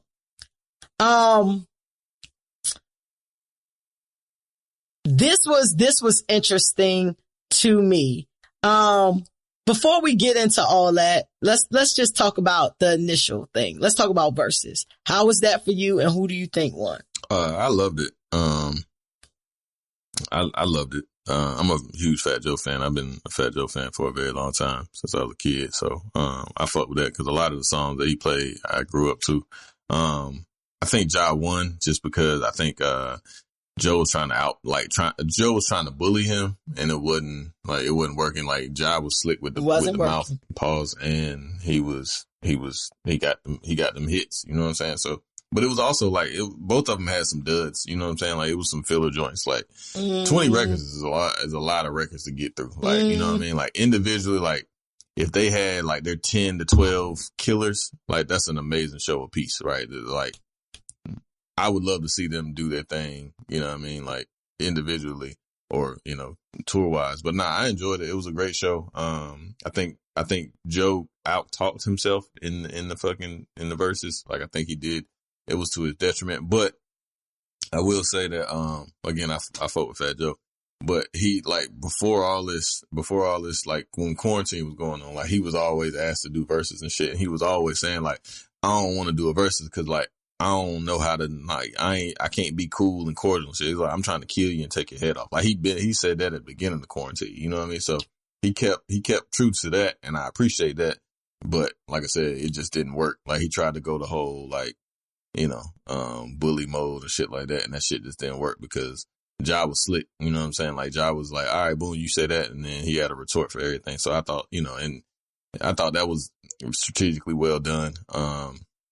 But I enjoyed it. I enjoyed it, like, from top to bottom, just because I grew up on both of them niggas. You know what I'm saying? Like, I was a big Ja fan too. Not as nearly as much as I was Joe, but I fuck with Ja, like, tough, like Rule 336 and Benny Vita Vici and all that shit like that. Like, that's Benny Vita Vici, that's my era, shit. You know what I'm saying? Like, that's my shit. So, I fuck with it. It was beautiful. It was like, I just love hip hop so much, man. It was beautiful. Like, I literally love hip hop. That shit is the greatest thing in the world. Like, and then I just love Verzuz because this shit literally just started off a phone, and this shit has been, you know, a little over a year now at this point, and that shit has just done wonders for the world. Like, it's literally, like, it's just turning shit up. Like, it's just something truly enjoyable. It's a huge production now, you know what I mean? And it's just a showcase, and it's really shining a light on these legacy acts that, you know, for what it's worth. Like, you know, niggas, it's tough. Like, niggas ain't want to stand in front of Ja. Like, I salute Fat Joe. Just on the strength, like, you know, he just did a recap. You know, Fat Joe Verzuz recaps are amazing. And he just did a recap, and I'm sure it's gonna be on the Shade Room time we finish this shit. But, like, he ended up having Remy, Ja, and Ashanti all on the shit. It was really dope. The shit was hilarious because these niggas joking on him and shit. Like, nigga Ja was like, nigga, why the fuck did you wear that fucking Army track? Like, I know you. Remy was like, I told that nigga not to wear that shit. He was hot as fuck. So the shit was great. It was fucking lit. But nah, it was just dope because, like I said, I truly enjoyed the stage show. You know what I mean? And I just love a lot of those records. I love seeing Ashanti come out there. I love Remy, how she did deep cover. She smoked that shit. She did the big pun thing. It was dope. I fucked with it. With it. You know, it had, like I said, it had some lulls, you know, here and there or whatever. But overall, that shit was fire. Yeah. So I actually, I enjoyed it for what it was worth. It definitely didn't rank in my top Verzuz. But, you know, it was good. I actually think I had bigger expectations for Fat Joe than what actually panned out. I actually thought that Fat Joe had more hits than that. It's just that the couple hits that Fat Joe actually has are super big hits. Like Your Lean Backs or I Make It Rain, you know what I'm saying? And then, like, there are, Fat Joe songs, that I like that I just thought it was, I just thought I knew Ja was gonna win off Bucks. It was never nothing where I thought Ja Rule had a whole fucking era in hip hop. It was nobody bigger than Ja Rule at a certain point in time in hip hop. Like Murder Inc., Ja Rule, all the niggas, they had a whole fucking era in hip hop. And no matter what nobody say, ain't nobody gonna be able to take that shit away from Ja Rule, cause Ja Rule got fucking hits. Ja Rule got fucking hits on top of hits on top of hits. And he wrote a lot of hits too. And so I just didn't know it was going to be such an easy W. I felt like it was an easy W for Ja Rule. I feel like a lot of the songs that Joe played, like you would have to be a diehard fan of Joe to know some of them songs. I felt like Joe just didn't have the arsenal to compete. Joe definitely had an arsenal. He just didn't play his. He definitely didn't have it to compete. That might have been it then, because I was just like, played 10 songs that were number ones. Like he played the shit with him and Nelly. That shit didn't really age as well, but that was a number one song for what it's worth. Fucking All the Way Up was a number one song. Fucking Another Round was not a number one song. And when John said that shit didn't even go off like that, it didn't. That shit definitely went off. With him and Chris Brown, that wasn't a number one. I don't give a fuck what you talking about. That shit was fire. That shit was fire. It's fuck. I love that song for one. I think it's a good song. I think it's a good song, and I think it's a good song for Fat Joe. I don't think it rang off. Like when Joe was like, your shit wasn't ringing off like that, I was like, it didn't. It rang off for me. I enjoyed that shit was my shit. It was definitely an easy W. Like, I always tell y'all how I keep my Verzuz score. I document this instead of going song for song. I just basically document when somebody got a song I don't like. And so whoever had the most songs I don't like at the end lost the Verzuz per my calculation. Joe had like 10 songs I didn't really care for out of the 20. So, so I was like, damn, maybe I don't know Fat Joe's shit like I thought I did, because I definitely thought I knew more Fat Joe songs than what I actually knew. Cause he was playing them shits. I was like, I don't even know that shit, bro. Like, I had no idea what this song is, but I felt like Ja got an easy W. I felt like that W was easy. I felt like that was one of the easier W's that happened through Verzuz. Now I'm just like, well, Ja probably should have went up against 50 for real. Went against who? 50. Nah, he would have smoked 50. 50 ain't got 20. 50 don't 50 have don't 20. have 20. Hold on, but if you include G Unit shit, 50 got 20. 50 ain't got 20. You don't think 50 got 20? 50 would have lost to Joe on some real shit. Like, he would have lost to Joe. He got bigger records. Well, I ain't even gonna say that, because like, I don't know. Like, it's not a lot of people that can stand in front of Joe. 50 definitely had a run. 50 I don't think there is a time where you can say Joe had a run. Like, Joe owned hip hop. 50 owned hip hop at a certain point in time. Ja owned hip hop at a certain point in time. Would you rather have 4 good years or 26 good years? But if you still only got less than 20 songs, it really don't matter. Joe been rapping. Like, if you don't have the amount of hits, if you don't have the amount of, like, you can still do it. Like, he had man. You can still run. He just had a hit. He didn't have enough. It's about who you going up against. Yeah. You know what I mean? Well, again, he didn't have enough. Joe could beat 50 for sure. That's crazy. So you think Joe and Terror Squad, cause he gonna have to go with this, put some Terror Squad shit in there in order to compete. And if you gonna add Terror Squad shit in there, then you gotta add G Unit shit in there. So you think Joe and Terror Squad could beat 50 and G Unit in a Verzuz? Joe, yeah, for sure. I definitely do. I mean, now the allure, the luster is gone, because we heard what bro got. But yeah. 50 had, like, he only had fucking Get Rich or Die Trying and The Massacre. Like, outside of that. Yeah, but how many joints did he have off of that? You can play, I feel like 50 could play Get Rich or Die Trying from beginning to end for his 20 songs, because everybody listens to that 50 songs. Album. You still got another 10 to come with. All right, we got 10. Then we got The Massacre. Then we got G Unit. Come on. Come on, be realistic, B. Come on, B. Come on, B. Really? What G Unit songs is sticking out in your mind? Stuntin' 101. And Smile. The shit Smile. That's it. Smile. I thought G-Unit had like, maybe like 4 or 5 songs, but I also listened to the G-Unit album. It's a good album. So it could be because you're a fan of Joe and you know all that shit. It could be because I did listen to G-Unit and that was a good album. That G-Unit first album was a good album. For sure. But it ain't have, that was a very good album. Hits, though. Like, you know what I'm saying? It ain't have killers, like type shit. So if it did, it was just as equal. Like, I'm telling you, like, that shit is tough. Like, 50 don't want to do no verses because he don't want his ego slighted. But he don't want to see T.I. Oh, yeah, he don't. He don't want to see Tip. Like, niggas don't want to see Tip at all. Nobody wants to see Tip. So, all right. So, with the whole T.I. shit. So, before we go into that, let me wrap up the Remy Ma part. Do you feel like it was Remy's place to step to Lil Mo? Absolutely. Go ahead. I mean, why? That's she addressed it and I'm sure you'll see it on Shade Room, but she addressed it on Fat Joe's Live. She was like, I ain't want to have Joe going back and forth with no woman. You know what I'm saying? Like, I'm going to step in. That's my dog. You know what I'm saying? That's my brother. It's a nigga to put me in the position to where I'm at. So yeah, she said, I checked it. You know what I'm saying? And I told her, like, let's keep the shit off the internet.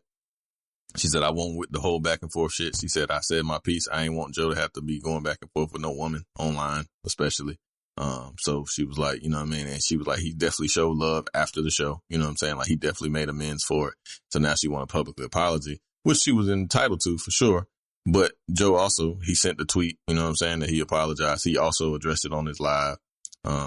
He said that he apologized to Vita and Lil Mo at the time, and he does it again. And he was just in the moment. He was in the element. He was just, again, he was like, I told you I can't do this shit. That's what he was like. That's why I didn't want to fucking do this shit. You know what I'm saying? He was like, but the bag was so crazy. And he was like, the reason that he was like, when he got the bag, he was like, yo, the reason I did this shit is like to give Ja the bag. He was like, cause niggas did not want to stay in front of Ja. And he was like, when I got the bag, I was like, they was like, who you want to do it with? He was like, I called Ja off the rip. You know what I mean? He was like, cause that's truly my friend. He was like, I was just caught up in the moment. You know what I mean? And things got terrible, but I sincerely apologize. I didn't mean to cause them women any harm. They're beautiful. I love everything they've done. You know, I love everything they do. But in terms of Remy, like, that's her brother, you know what I'm saying? And I felt that, like, she was like, I don't want no man to go back and forth with no woman. You know what I'm saying? Like, I'm going to step in and then. It's not saying nothing an option. Yeah, of course. I just don't understand why celebrities insert themselves into negative things that don't have nothing to do with them. Cause it's not like Lil Mo and Fat Joe face to face and your mans can't fight a woman and now you got to step in. Just the fucking internet. Mm-hmm. Like, so Remy, as somebody, I always, y'all hear me on this show all the time. I just don't understand motherfuckers messing up their bag for no fucking reason. You know what I'm saying? If fucking B Hill do something to some woman and she got some shit to say to B Hill online, I'm not saying shit. That's his battle. Like, I'm not inserting myself for no good reason because it's the internet. Ain't nobody about to win. It ain't about to be no win on the internet. You know what I'm saying? If me and B Hill was together and some woman wanted to fight him, would I step in? Yes. Then I would step in because you don't need to put your hands on a woman. But talking, you insert yourself into some drama. You already been to jail. Your life been upside down. You got to understand your priorities. Your kids got to eat. You done already been away. Stop inserting yourself in the drama. Like, I don't feel like that was nothing that needed to be addressed. And at the end of the day, this woman was insulted. You know what I'm saying? I totally get what Fat Joe is saying. He was feeling the ways, feeling saucy. He apologized, whatever. I ain't even mad about that. I ain't mad about none of this. But what I'm saying is, like, why insert yourself? I just don't understand why people mess up their bags or put their bag at risk for no good reason. I guess it's just something I'll never understand with everything else. You know what I'm saying? Like, I don't get it. I don't give a fuck who your brother is, whatever. Like, Fat Joe's wife didn't say shit. There's a lot of other women that could have stepped in, and somebody needed to step in for Fat Joe who don't have shit to risk. You know what I'm saying? Yeah. Because at the end of the day, when shit go down, people feel like they gotta pick sides. You know what I'm saying? I'm pretty sure, I'm just gonna assume that, you know, people probably Fat Joe probably got more people behind him than maybe a Little Mo do. You know what I'm saying? But it was just like, it just seemed like something that didn't need to be addressed, especially for a person who already then got themselves in trouble. And the thing about it is, like, Lil Mo from motherfucking Baltimore. She just as fucking hood as you is, Remy. You know what I mean? Like, some shit can go down, and then you got yourself in a situation, you know what I'm saying, where you put in your bag or your freedom or whatever. But moving along to niggas who insert themselves, our number one candidate, Mr. Tighe. So Jermaine Dupri wants to battle Diddy. Jermaine Dupri was in the house at the Verzuz, right? He was at the Verzuz. He tweeted out, you know, trying to basically call out Diddy and like, tell Diddy I'm at the Garden, what's up, holla at me, blah, blah, blah, blah, blah. Diddy came back to the tweet and said the only person that can battle him is Dr. Dre. T.I. gets up out his bed and goes for a walk and does an iOS press release where he basically says that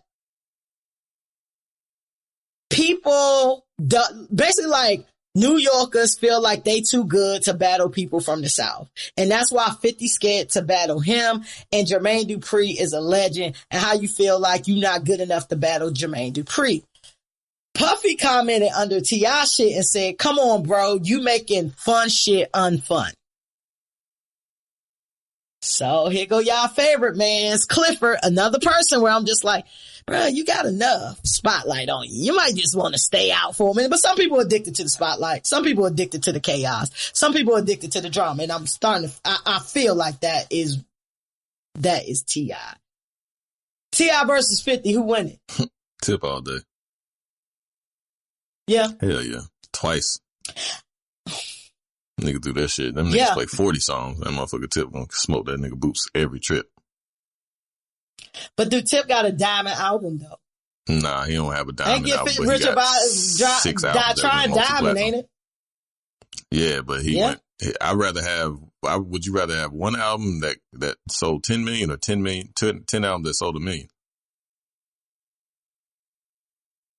Either way, if the bag is the same, still sound like 10 million no, to me. Longevity. It sound like 10 million to me. What the crux of that is. Like, so meaning that, okay, you could be a flash in the pan, right? Like, and just super hot and have 12 great songs, you know, or as you can have 10, you know, just saying, doing the multiplication, 10 albums with 12 songs on it. It's 120 songs that, you know what I mean, resonate. So. I go back to what I said before about like how many albums versus big albums or big records. You know what I'm saying? Like 50's run was crazy. 50 had big fucking albums, but you're right about T.I. just having more records and mad big albums. He had big albums. He had some big albums for sure. But I feel like when you go when you go diamond off your fucking debut album, the buzz is just different. You know what I'm saying? I don't know. Like, I'm gonna go with T.I. only because I know T.I.'s catalog and T.I. has a rack of fucking songs. I'm just debating on if it's gonna be easy. I don't necessarily know if it's just gonna be like a wash. Landslide. I feel like T.I. gonna get the W. 50 got 10 to 12 but T.I. can play shit from the past 5 years, 10 years, you know what I'm saying, where 50 really can't. Yeah. You know what I'm saying? But, no, yeah. Like, I'm not here to debate you on this, because I honestly don't know. You know what I mean? Like, I honestly just like, I just don't think it'd be easy. I think T.I. definitely gonna get the W. For sure. But I'm just trying to think if it's gonna be easy or not. If it's gonna be an easy W or not. Yeah. And you kind of making it seem like it's gonna be an easy W for T.I. He's smoking that nigga boots. Wow. Smoking his boots. Diddy and Jermaine, what's up with that? What you think about that? Diddy a hoe for that. Like, Jermaine got shit. Like, I ain't gonna. I think Jermaine getting the W, in my opinion. It's gonna be a tough one. I ain't gonna say that just because the only thing that the fucking one up that bruh got, JD got is he writes. He's a writer.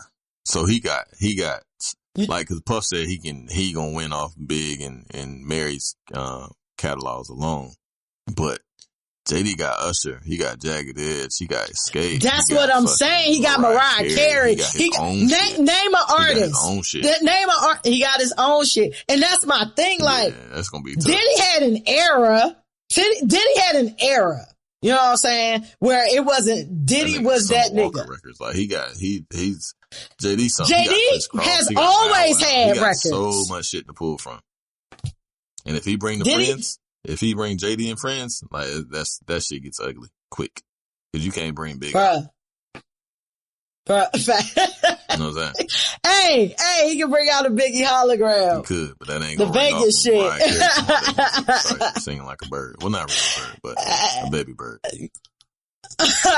Like a baby bird with a little bit of laryngitis. Yeah, man, like, I feel like Diddy's scared for real. Because JD has been a constant. I don't feel like that there is a year that you can name where JD didn't have something affiliated with him burning in these streets. Yeah, for sure. And I feel like JD ain't even the flashiest producer like a Diddy is. Whereas if a Diddy produced something, you gonna know that Diddy produced that shit. You know what I'm saying? Like, cause Diddy got shit. And he writes. He got everything. He writes the song. He been doing this shit since he was 15. I mean, Puff started out young too, but Puff ain't music no more. You know what I mean? Puff ain't been music in like 10 years. Puff a businessman and a celebrity. He ain't really the music man no I'm more. anticipating his album though. I know his album gonna be crazy. He putting out an R&B album, they said, that he been working on. Yeah, your favorite, one of your shits was Last Train to Paris, wasn't it? Album. Love it. That wasn't your shit? Yeah, that's what I thought. I'm like, cause you like that shit. Not really. It was a couple joints on there, but it really wasn't my shit like that. That shit was fire. I feel like I think Puff really feeling himself to feel like he can only go up against fucking Dr. Dre. It's a lot of producers up here that I think could watch Puff keeping in the bang. Shit, well, it's work. Like, I mean, he got Snoop and shit, and he definitely got some shit for sure. But I don't think Dre can see JD. That's a tough. You got to stand. That man got some shit, boy, and it's honestly gonna be tougher on JD. JD made a whole region. The reason that Atlanta is the mega force that it is, that is pretty much running music, is because of JD and Babyface. And Dallas Austin. But Dallas Austin is the offspring of JD. Nah. Dallas Austin was working with JD back in the TLC days and shit. Nah, he found, them niggas the same age. I saw an interview. He had his own shit. He had Rowdy Records on his own. He got that shit from L.A. Reid now. Who was first? You said what? Dallas or Jermaine? Who was first, Dallas or Jermaine? I want to say they were like at the same time. Because I know they both was working with TLC, and I feel like Jermaine will always be. I just feel like Jermaine used to always talk about Dallas like Dallas was, you know what I'm saying, like under the wing type shit. Maybe he wasn't. Nah, from the interview I saw on 85 South, he had his own shit. I was trying to scan the little wiki real quick. Rowdy Records. To see where it came from, because he was with Organized Noise. I do remember that piece of it, but Dallas Austin has definitely been around. But at the end of the day, when you hearing about Atlanta, Dallas, niggas ain't saying Dallas Austin, they saying Jermaine Dupri. They should say Dallas, but I feel you though. They should say Dallas.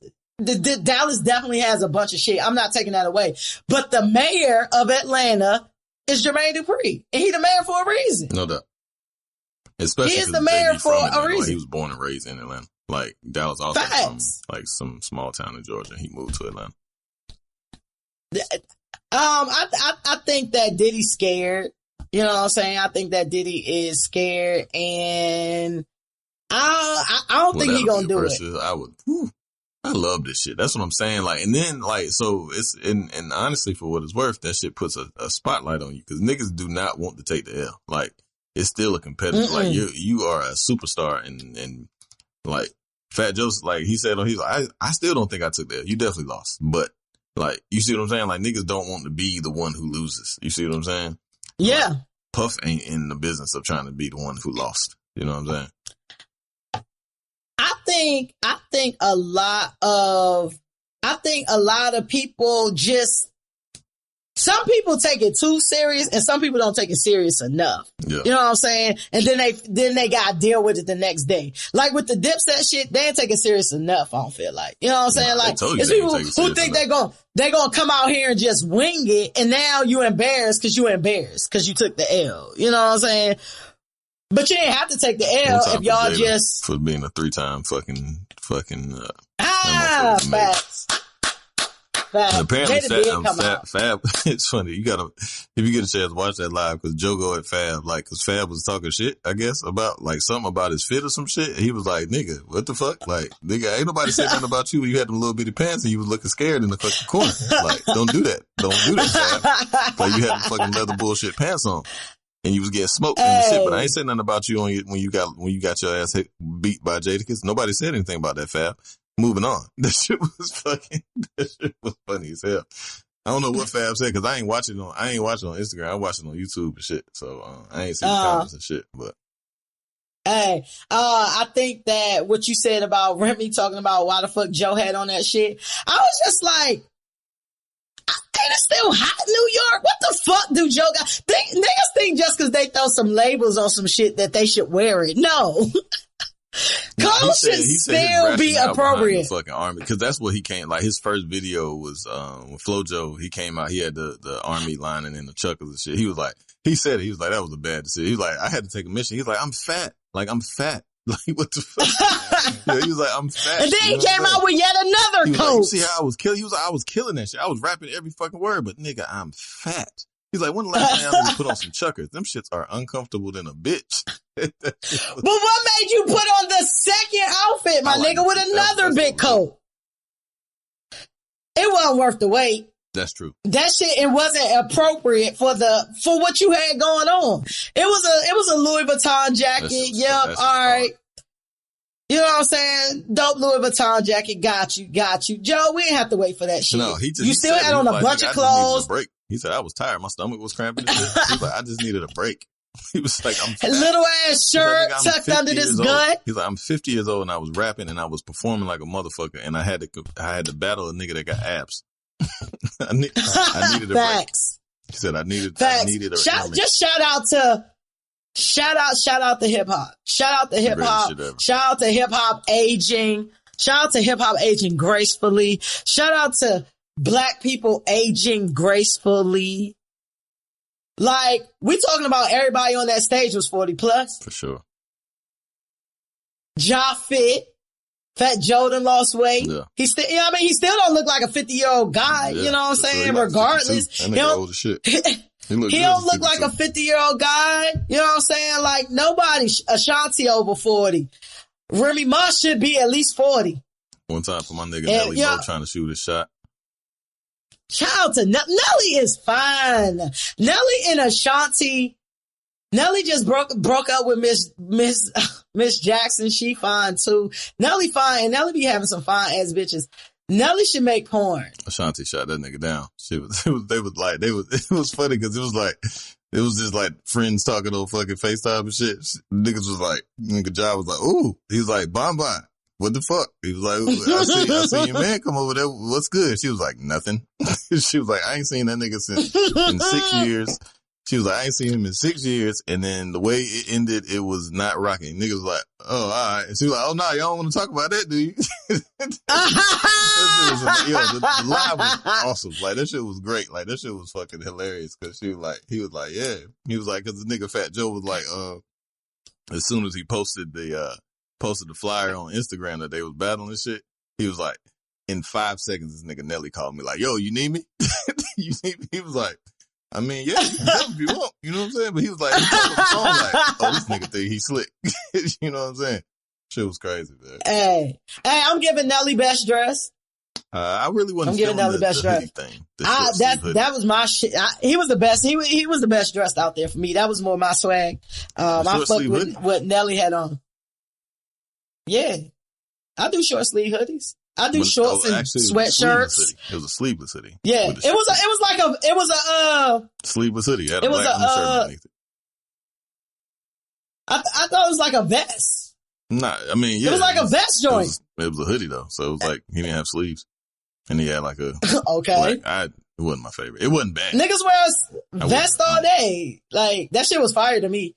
That shit was better than Fat Joe shit and better than Ja Rule shit. Fat Joe shit was hard. Bro, he had them fat ass sneakers. You like Fat Joe attire? I get it. That's your man. I don't be saying it, bro. Like Travis's though. Them Travis's is hard.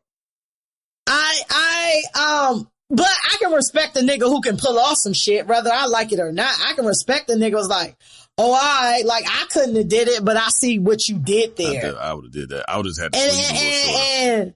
Sleeves was too long. Like the pants was fat, the jacket was big. It just wasn't it wasn't. He knock knee. Yeah, knock knee and sleeve footed. It wasn't for me. It just wasn't for me. Ross is knock knee and sleeve footed. I think that possibly if somebody else with a different build could have put on that outfit. The outfit wasn't trash by itself. It didn't look good on him. And his shirt was super small. It was tucked under his belly. It was coming up. It just was ill fitting. The whole outfit was ill fitting to me. Kind of like Trina outfit was ill fitting to me. Like, niggas just go out there and like throw on some shit, but I get it. Like celebrities, they always in front of cameras and shit. So, you know what I'm saying? Like they just like, I just want to wear this shit. So it don't really matter what we got going on. Like I don't want this shit. Cause Fat Joe had been talking shit like, nigga, don't you wear no fucking cardigan? And she was like, nigga, he was like, I had a ball. He was like, right before this fucking show, he's like, as soon as I came out, he was like, I had a fucking fatigue sweater on and shit. He was like, man. He's like, right before, he was like, it's bad. So like, nigga, you better not wear that sweater. He gonna choke you. He's like, I took that shit right before I came out. That's why I had the black t-shirt on. That shit was hilarious. I actually like that black tee I like the pocket. I actually like that black tee. That shit, I like that. I mean, it was subtle. Pants was dope. Them pants was big. I ain't like his pants. I thought him and Fat Joe kind of coordinated their outfit because they both kind of had this whole military thing going on. He was like, nigga, when I was mad as fuck when I said you come out with the same fit I had on, he was like, that shit was crazy. I definitely thought they coordinated this shit. So I was like, oh, okay. Even though I don't feel like the fits is fitting right now. You know what I'm saying? That's how they coordinate the shit. I thought they was trying to go off some military shit. That's funny that they didn't actually fucking, you know what I'm saying, coordinate that shit. But, it was a decent versus, you know what I'm saying? It was a decent versus overall. And, if you're still talking about the versus the next day, then I feel like it was, worth it. Versus with Ja and Joe is little shit, and everything that came from that is little shit. It was dope. Check out Fat Joe live. I'm sure he pinned it on his fucking scene. Like, it was really entertaining from top to bottom. Fat Joe's, he's a great storyteller and a great orator. And then he brought Remy and Ashanti and Ja Rule on it. So they kind of gave you like some play-by-play and some behind-the-scenes shit. So that shit was dope. It was entertaining. It was hilarious. Yeah. I think that the versus was definitely lit. I think it's lit for hip hop and, regardless of who won, I just like the fact that, 50-year-old niggas can still go out there and totally rock the shit. I want hip hop to age like rock, you know what I'm saying? All other genres. Like, if you still got it, you still got it. It shouldn't matter if you 25, 45, or 65. If you can fucking spit or you can go out there and do your craft, I feel like ain't no age limit on that. And I personally hate people who put they age limits on other motherfuckers. You know what I'm saying? Like, oh, you still doing that? Yes. And I'm having fun. What you want me to do? You want me to sit on the couch with you and be bored as fuck? No, we out here. Like, we only got one of these. We doing it. So just shout out to hip hop. One last thing about hip hop while we on it. So, like back in 2016, some shit had came out about, hip hop pioneer African Bambaataa, and like sex trafficking and shit like that. And that was a few years back. And more recently, a lawsuit has been filed, in New York that was obtained by John Doe, from like 1991 to 1995 when like he was 12 years old, saying that, he was sex trafficked, by African Bambaataa, and he was kind of passed around, through the hands of the Bambaataa Nation or whatever the fuck they is called. And he said that, he was, molested a whole bunch of times and passed through, but the beliefs of the Bambaatas is that young semen is magical and euphoric and supposed to prevent aging and a whole bunch of other ills. So they have this semen, and doing all this crazy stuff. Like a facial cream or like a swallowing cream. Mm-hmm. Yes, like the Catholic priest. Nice. That way. It's an oral dosage of that. So, he gives all of this accounts of, what happened and all of these other things. And, like the Zulu Nation and shit has come out and said that, listen, I ain't got nothing to do with it. What Bambaataa did and all this shit kind of ain't got nothing to do with us, but we apologize or whatever happened throughout, what happened in the Zulu Nation as it relates to Bambaataa. With all this stuff going on with, that they came out, African Bambaataa, with this R. Kelly trial going on, and we hearing like different brand new disgusting things every day. I ain't even bring that to the show because it's something new every fucking day that's even more disgusting, and ain't nothing to talk about besides saying, oh yeah, R. Kelly is a fucking scumbag. But with legends, right? If you create art, whatever that art may be, you may be Woody Allen or whomever, whatever your art is, once you do things like this that are so egregious, should you still be praised for your art? Should you still win awards for your art? Should you still go into Hall of Fames or, Walks of Fame or anything that is just prestigious for your art once you commit heinous crimes against humanity? Probably not. I don't think so. I mean, cause that shit is like, especially with kids and shit, like pedophiles and shit like that, or like mass murders or some shit like that. Nah, I don't think you should be heralded like that. Yeah. Now, if you, fuck up and, do a lot of drugs and, whatever and do some shit. But if you just like, if it's like habitual and patterns, then nah, I don't think so. But if like you make a mistake and shit like that, you kill somebody, do whatever, vehicular manslaughter, some shit like that. Yeah. Nah. But if you just continue to, just don't be like, if it's just habitual, then yeah, I think you should be stricken. Versus like, something that was a mistake or something where you're able to kind of redeem yourself. Right. You know what I'm saying? Where it's like, I always think of like crimes against like humanity and shit like that. Like, would you, alright, if a nigga was like a chronic, like, let's just say Chris Brown we don't know what he's done, but let's just say Chris Brown never got over his woman beating shit. You know what I'm saying? Like, bitches was still coming out saying Chris Brown had been beating them. Do you feel like it's on the same level of somebody who rapes or commits sexual crimes against? I mean, if he's like always beating women, yeah, for sure. I think it's the same thing. Like if if you just continue to, like I said, it's just a pattern or habit forming. Yeah, I think so. But if you, atone for it and make them, do some shit. I don't know about the kid shit. I don't think you can ever come, like raping.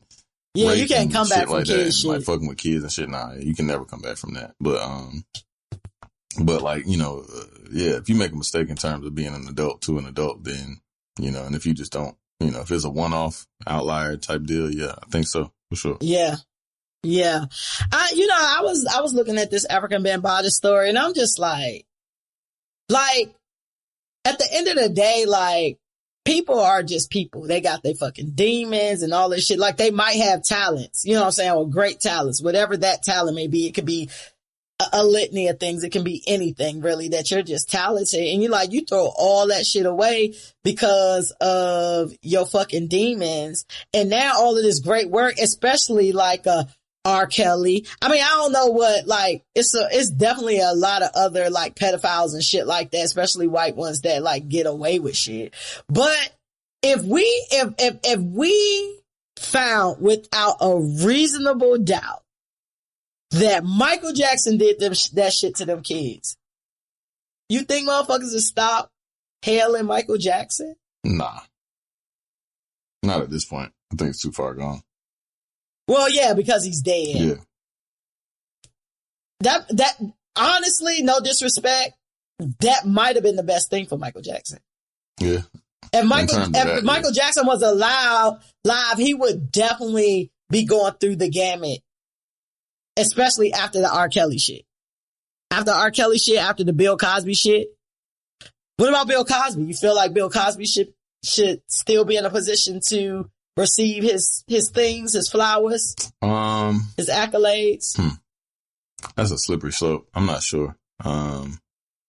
Just because I don't know if I believe all the women. You know what I'm saying? Like, do you have to believe all? I mean, it was over 80. How many you need to believe? I don't know. I don't know the details of it. I mean, I know he was convicted of it. I never really looked into it to be, as thorough as I guess what it judged, but. I mean, I still watch the Cosby Show if it comes on. It's a good show. Yeah. You know what I'm saying? So, yeah. I don't know. I think that's different when it's kind of like an ensemble type thing. Like, do I feel like the Cosby Show should still get its things? Yes, I do. Because I feel like Bill Cosby was only a small part of what made that show great. Like, when I think about the Cosby Show, my main person ain't Bill Cosby when I really think about it. You know what I'm saying? Like, everybody played their part. But I don't think if I was just like, oh, the Cosby Show, my favorite character is not going to be Heathcliff Huxtable. Yeah. You know what I'm saying? Like, he did his thing. I'm not taking away from, what he contributed to that show. I'm just saying, like, if we got like a scale of who I'm about to talk about when it comes to the Cosby Show, it ain't going to be him. So when it comes to like the Cosby Show, I feel like that show should still be able to thrive only because it's bigger than just Bill Cosby, even though it has his name on it. He was clearly the star of the show when the show originally started. What's crazy is that he's out of jail and I completely forgot about him being out of jail.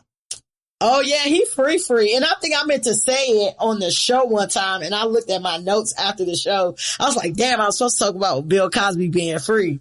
Oh, and I didn't talk about it or whatever. That nigga been low. I mean, he is 90, but he ain't got no choice but to be low. They said he was supposed to tour though. Like, I was like to go on tour. You a wild nigga. You go to a Bill Cosby tour, bro. That's true. And COVID too. You a wild nigga to go. You a wild nigga to go to a fucking sexual abuser tour during COVID. Niggas is wild out here. But I definitely feel. See, for me, if motherfucking 80 motherfuckers accusing you, I know at least one of them telling the truth, and that's all I need. All I need is one. So if you on some scumbag shit and you do that shit to one person, that's all I need to stop fucking with you. It could be somebody in my family and it's beyond a reasonable doubt. Listen, I got a cousin that went to jail for fucking rape. And literally the only reason I halfway fuck with that nigga, and that's halfway, is because he was off the fucking dippers when it happened. And was out of his fucking mind when it happened. That's the only reason. The only reason. And I'm just like, I I just can't deal with people who prey on people who can't defend themselves, or you took advantage of people in a certain state. You know what I'm saying? Like, you putting shit in bitches' drinks and shit. I believe 100% that Bill Cosby did a bit of what the fuck they say he did. I do. I believe it. I'm just like, when it comes to his personal accomplishments, I'm kind of on your original statement where you're like, yeah, I don't think we should be raising these people up that high. You know what I'm saying? Because being held as a icon or hero or something like that, even though ain't nobody perfect, should be kind of a all-encompassing type situation, in my opinion, you know. And it's just sad out here that, you know, listening to like this R. Kelly shit, and just when you just think that you can't hear any more new shit, it's some new shit. He had a chick under the boxing ring to come out to suck his dick when he was ready, and she had to stay under there until he was ready. Like, it's like some diabolical shit. Like you just sit there and stroke a cat. The thing, like Michael Buffer come out and shit and announce her like coming to the fucking ring and shit. No, B, we're not. It would not be fire. It would not have been fire. That you had a 14-year-old under the shit, B. Like, no, B, we let this joke die. Let's let this joke die. Let's let this joke die. Let's let this joke die. That is B Hill. What was expressed by B Hill is not expressed by me at all. She come out like, she got like the Rocky music and shit. She doing like head bobs. I want everybody to notice I'm completely quiet. He's that's so funny. God damn, that's hilarious. That was hilarious.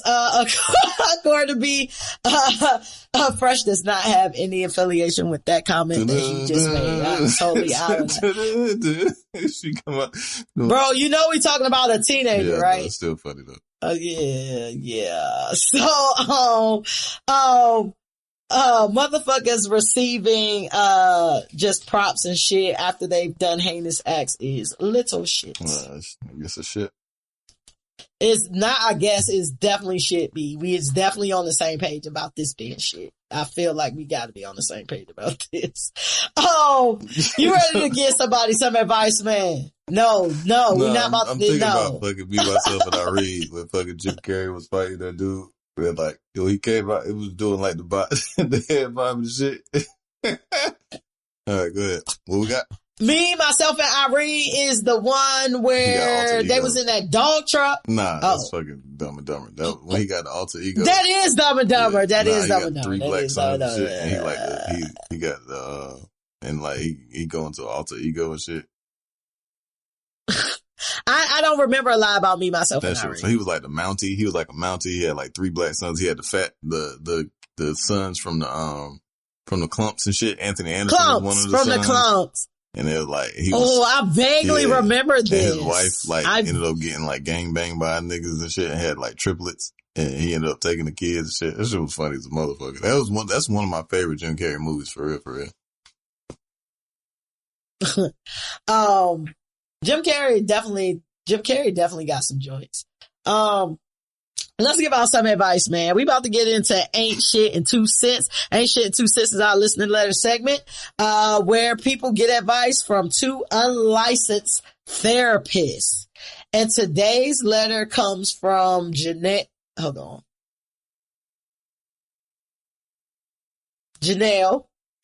This letter comes from Janelle. I was about to say Giselle. This letter comes from Janelle, and she says, "Hey, Fresh and Be Hill. Hola. Hi, sis." She says, "I am a 24-year-old grad student and a huge fan of the show. The blunt facts with the comedy for me." Appreciate you. She says, "So here is the tea." Thank you. We appreciate that. She says, "So here's the tea. I ran into my ex's dad at the airport. I call him Mr. Kevin out of respect, but he is only 44 years old, but he looks 30-ish and he fine as fuck. He looks like a slightly older, way richer version of my ex. But of course, that's his dad. So of course they would look alike. We chatted it up for a while we were waiting for the same flight to get back to Houston. Cutting to the chase, Mr. Kevin was getting real flirty, and I'm not gonna lie, I was giving his fine ass all the energy. Mr. Kevin starts to talk about all of his money and businesses and how a girl like me should be spoiled by a nigga who can appreciate them. One of the things I know about Mr. Kevin is Mr. Kevin got hoes. Mr. Kevin and my boyfriend's mother has been divorced for a very long time because Mr. Kevin got hoes. He was probably in Atlanta seeing one of them.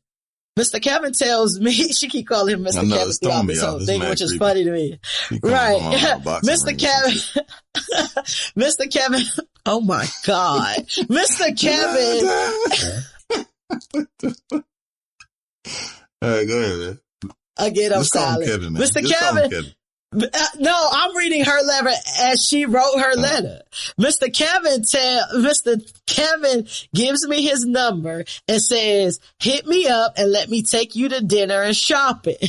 She said, I've never been asked on a shopping date, and the bird in me was smiling like hell, but I played it cool inside. She said, once I got on the plane, I thought about it would be fucked up for me to go out with my ex's dad. However, that was 5 years ago, and he is in a 3-year-long relationship. He also did me dirty, so I don't really feel that bad about letting his dad trick on me. I don't want to marry the man. He got money, and he want to spend it on me, and he looked like he got a strong back. Am I a bird, y'all, for pondering this? LOL. And this is from Janelle, and she's put, P.S. I love y'all for real. Monique voice. Yes, you are, but it's fine.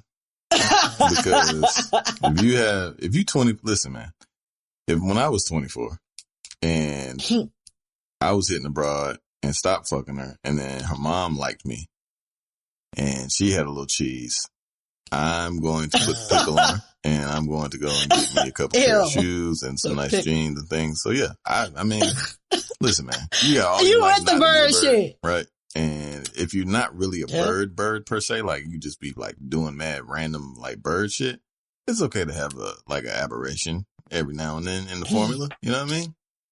So it's okay to have whole phases, periodic whole phases. It's okay.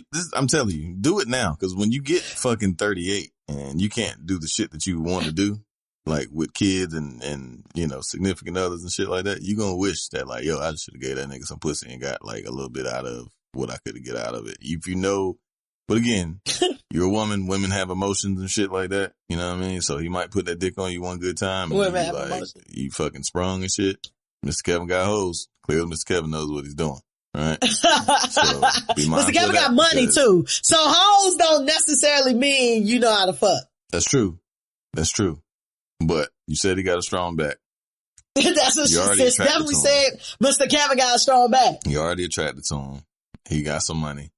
Then it's going to be hard, and he might put you to a lifestyle that you ain't never been used to, especially at the age of 24. You know what I mean? So I say, and you still in school. Go for it. So you ain't even got no coins yourself. And enjoy yourself, because you'll be 38 one day, and you're going to be like, God damn it, I should have fucked Mr. Kevin. So my advice is fuck Mr. Kevin. Try not to get too, you know, involved. Mr. Kevin may not. He probably ain't going to let you get too involved anyway, because he got so many hoes and so much other shit. So use it for what it is. See what it does. Enjoy it. And then, you know, that's it. That's all I got for you. So what does she do? What does she say anything to her boyfriend or? Ain't got nothing to do with him. He's grown as fuck. Has nothing to do with him. Y'all have no children together. Like, you literally have no ties to this man. Like, no. Yeah, I mean, she said that was how many years ago? She said that was 5 years ago. That was 19. Yeah, he was fucking. That don't even count. That shit don't even count. That don't even count. It counts for him. That shit don't count for you. Like, women. It counts for him? Yeah, women have this weird thing of why it count for him? Cause niggas like still beat. Like, niggas always gonna be like, I still beat. But women have this way of like using the dry erase board. You know what I mean? Where they can just like, it might be. Because they don't have to brag about getting sex. If men have to brag about getting sex till they die. How you want to look at it? Like, niggas never get used to pussy ever. Like, you fucking 38 talking about, I beat. Nigga, grow the fuck up. Haven't you been getting pussy for at least 20 years at this point in time? So, at a bare minimum 20 years. Yeah, the dry erase board. You know how you can still like see the faintness of like the letters on the dry erase board? That's how women do. Like, when you leave it up there too long. You know what I mean? Like you see the nigga, you're like, fuck, that nigga I shouldn't have gave that nigga no pussy, but it's still there. Whereas a nigga is gonna be like, yeah, I fucking beat. So it's just the dichotomy of fucking relationship. A nigga could have just held hands and been like, I beat. I was in the house alone with her. I beat. But I remember story time. I remember a nigga that I was super fucking cool with in college. Like, we were super fucking cool. He was from DC. And this nigga lied and said we fucked in his room one night. Oh yeah, niggas. Please know that I've never been in this nigga's room before. I've never even been in the boys' fucking dorm at that point in time. Like, they opened up the shit. That was the only reason why I went in there later on in my college career. But like, I was just like, and I confronted the nigga and all he did was look stupid. Like, but I thought this nigga was my nigga, dog. Like, I was like, damn, niggas, like, you gonna lie on me, dog? Like, niggas wanted the fuck and you gonna lie and say you did? That's crazy. That is crazy. He hurt my feelings though, because I really thought he was my nigga. Like, I thought he was one of my niggas. Like, he just straight up lied. And then he couldn't even say he didn't lie, because when I call you out on the lie, I'm ready for you to lie. I'm ready for you to lie so I can give some receipts. And I'm about to pull out witnesses. Oh yeah, homeboy here. Him all said that you said that the other night. When y'all was in the dorm. And then they get back to me like, yo, you fuck XYZ, I ain't gonna even say his name. You fuck who? What? Huh?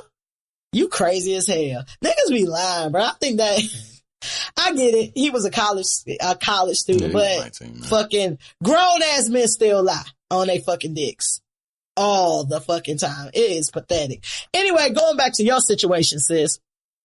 Listen, it was a long time ago. If you want to fuck Mr. Kevin, it's all about your risk and what you care about. If you don't give a fuck about this nigga, you say this nigga did you dirty, you know what I'm saying? The best revenge would be to fuck his daddy. Why not? Why not?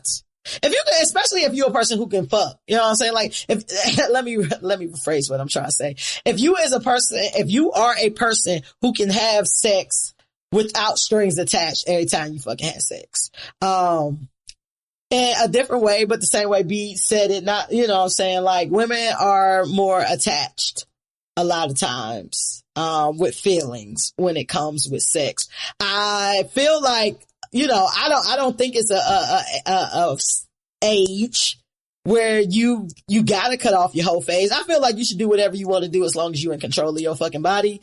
But if you want to fucking have sex with this man, hey, go ahead, get them checks. I think we've all been in situations where, you know, we've had sugar mates, you know what I mean? And they don't necessarily have to be old either. They have to be trying to buy your ass. So I've done it a couple times. B sound like he's definitely done it. You know what I'm saying? Had somebody pay. You've never done it? I never had a You've never had I done got shit out of bitches though, so that's not true. But I mean, like, yeah, you done definitely had bitches that wanted you and tried to buy you for sure. Really. Not necessarily. They never said, all right, so you ain't never had a bitch that wanted a relationship with you or wanted something more with you and you wasn't trying to give it to her and she was using every maneuver that she would to try to convince you? Yeah, exactly. This one bitch sent some flowers to my mom on Mother's Day. And I was like, I'm gonna send some flowers to your mom on Mother's Day. I was like, you never even met my mom. Weird. Stop being weird. My mom was like, why you being weird to like, me? Where did these come from? I was like, this girl, man. Nah, that's weird shit, bro. Don't. They were nice too. She spent a grip. Them bitches was like $75. Yo, man, I heard somebody hit me, man. Yo, I'm low. I be trying to be low all the time. So I'm on a call with like my brother. And motherfuckers want to hop in the camera. I was so fucking pissed. Like, I hate when people integrate themselves into my life in a way I didn't want you integrated. What we doing is right here. You stay over here. Don't be trying to force your integration into my life. Don't do that. I hate that shit. And now make me stop fucking with you because you so pressed to be seen. I know your brother. Why you want to be seen? Like, oh shit, who the fuck is that? Nah, he was like, yo, who that? You know what I mean? Like, I was like, I just look over like, the fuck is you doing? Like, and then just go back to that. I'm like, ain't nobody like real like that because you shouldn't have fucking put yourself, you shouldn't have tried, you purposely put yourself in the way. And I didn't like that. You know what I mean? Like, I didn't like that. I respect your, do your shit, but motherfuckers want to integrate. Motherfuckers want to integrate themselves into your life. Motherfuckers want to be like, oh, where's such and such? They want your mama to ask. You know what I'm saying? Where the girl who sent me the flowers? She's so sweet. Meanwhile, your mama probably like, that's weird. So like, weird. Why is this young lady inserting herself and she don't even know me? You weird, young lady. Super weird. Why you being weird on me? Be here to put the head on frontal, leg up, bong, bong, bong. I don't think. She was just trying to fuck. She was so worse than man. I just ended up like being bored. Fucking her just cause to keep her from being worse. It was more so like I'd be bored. I was bored. A sympathy smash. I'm never bored enough to fuck somebody I don't want to fuck. At all. Yeah. At all. Yeah, shit to do. I'm bored. My dick should go somewhere fun. Okay. Look, Janelle. I guess you can say that about and that's me. all you care about. Yeah, she still beat you. She definitely can do the still beat on you because you weren't really trying to fuck. There's a lot of women that can say that about me, unfortunately. That you wasn't trying to fuck? That be like still beat? Yeah, it's a lot of women that still beat. That is sad. Protect your body, sir. It's not good. It's not. Just to get numbers. Like, I was talking to somebody else that was like, I don't like her, but I'll fuck her though. I'm like, why is you exercising for no reason? Like, why is you fucking somebody you don't want to fuck? Everybody need a little cardio. Just cause you ain't got nothing else to do. That is weird. Like, that is a weird thing to do. Let me subject my body and energy. And you already know that motherfuckers get attached. So let me fuck this crazy motherfucker and hope they become a little less crazy. Poorest plan ever. Poorest plan ever. But Janelle, listen, if you want to fuck this man, fuck this man. We don't really care about, Kevin Jr. I don't think me or B Hill really care about Kevin Jr. Y'all far apart. But what I will say is don't fall in love with Mr. Kevin. Like B Hill said, don't fucking fall in love with Mr. Kevin because Mr. Kevin got hoes. And let's just say you and Mr. Kevin click and y'all are soulmates that y'all didn't know. You ready to go around his family? Right. You ready to go around his family? Ain't none of them gonna like you, sis. Ain't none of them gonna like you. Your stepson ain't gonna like you because you fucked him. like, just think about it. But I'm always, listen, if it's a safe situation, go and get you some clothes. Run up a bag. Hey, you're fucking for free anyway. Run up a bag. Janelle, if you want some more of this, A1 advice, hit us up at theaintshitshow.com. I mean, you can go on that website. You definitely could hit us up from there, but go to theaintshitshow@gmail.com. That's an X where the I will be, and your letter may get read on the air. Let's wrap this bitch up with some free smoke. Shout out to Drizzy. Free smoke is where we talk about anything we want to. It can be hot button personal topics. It can be anything from politics to petty. And I wanted to ask a couple questions based on ethical dilemmas that I've spotted in the social media streets, this past week or so. And I feel like, B, you would like this first one, and I really want your opinion. That's why I'm making this first, because I want to make sure we get to it, because we probably only get to about 3 of them. There was a video of a couple with some Dior ones on, some Dior Jordan ones on. And the video was more so of a guy with some Scots on. He was like, I thought I was doing my thing until I saw this couple in the Diors. And my statement was, bro, them joints probably fake, so keep your head up. You got two people with the Diors on. Not impossible, but highly sketchy. My question is, Dior's we both sneakerheads. Dior's was retail $2,000. I don't even know how much them joints are now. Would you wear fake Dior's? No. Fake Jordan 1 Dior's? No. Why or why not? I don't wear fake shoes.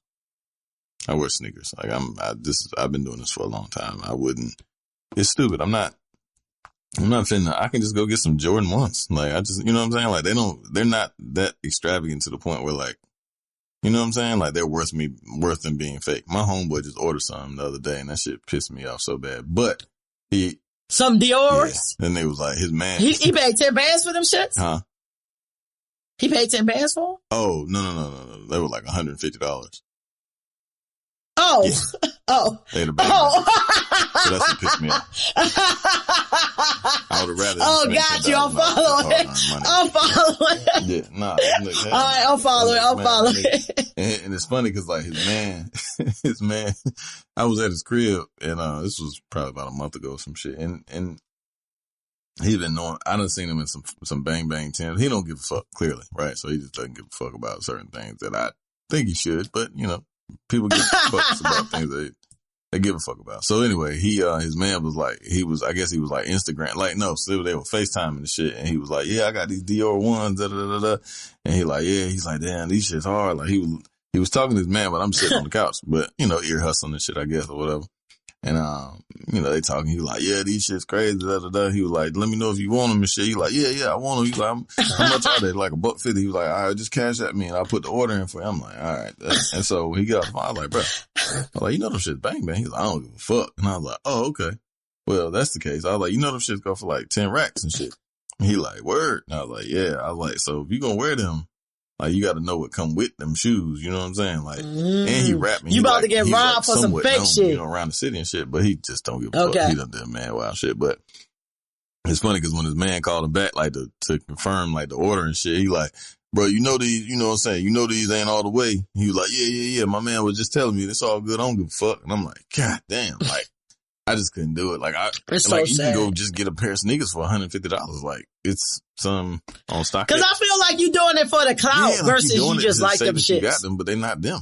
Like, so what are you doing? Like, what? But they not them. Never. So I'm with you. I don't, you know, like I said, I wear sneakers. I never do that. I'm not wearing. My bad. I'm not wearing any, I'm not wearing fake sneakers, bro. Like, I'm just not wearing fake sneakers because I wear sneakers. You know what I'm saying? And if they are, the closest thing I did to fake sneakers was customized Gucci Forces. Yeah. Back when people was customizing the Forces back in the day. Back in the 2000s when we was customizing Forces. Trunk, like, and that was, like, when I was probably 23 and there was some 5s and they looked really good, but like them shits was so paper.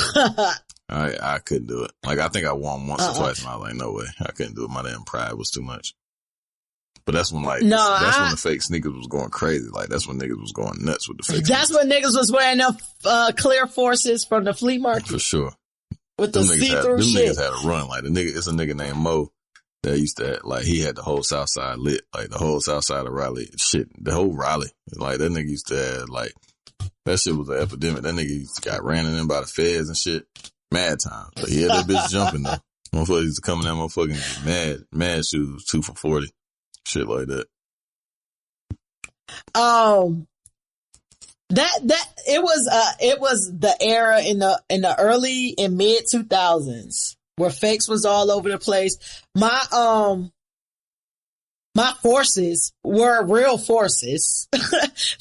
they were real Forces. It was just somebody who was customizing them joints and I got the Gucci check put on the joints. Mm-hmm. And I wore them shits to like homecoming or some shit. And that was like the closest shit to like some fakes that I can remember. I'm trying to think about like teenage years and shit like, did I wear some fakes? Fakes ain't never really been in my ministry. They ain't have fake sneakers then, though. Like, they ain't had them bitches till like 03, 04. Shit. I ain't gonna even put, I was about to throw somebody under the bus, but I ain't gonna even do it. Niggas was wearing fake forces. Niggas was wearing fake forces. And niggas had them soft tacos. Listen, niggas had fake iPhones. I ain't gonna even put the nigga on blast, but if you listening to me, you know this fucking you. Had a fucking fake iPhone when the iPhones dropped. You know, iPhone dropped in 2007. And I had the first iPhone. I've had an iPhone since the iPhones dropped in 07. Sidebar, you know the new iPhones came out.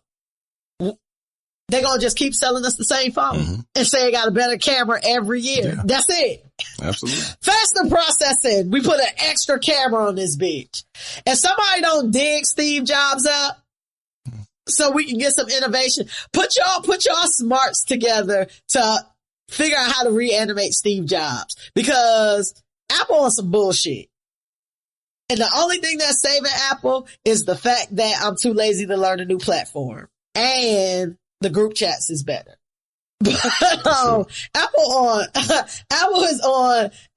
is on some bullshit. But going back to my story, I had the first iPhone and it was like 2008 or something like that. And the nigga that I know, I had his iPhone. He was like, yeah, I got a new iPhone. Da, da, da, da. I'm looking at the show like, this shit ain't giving what it's supposed to give. Like, it don't look like mine.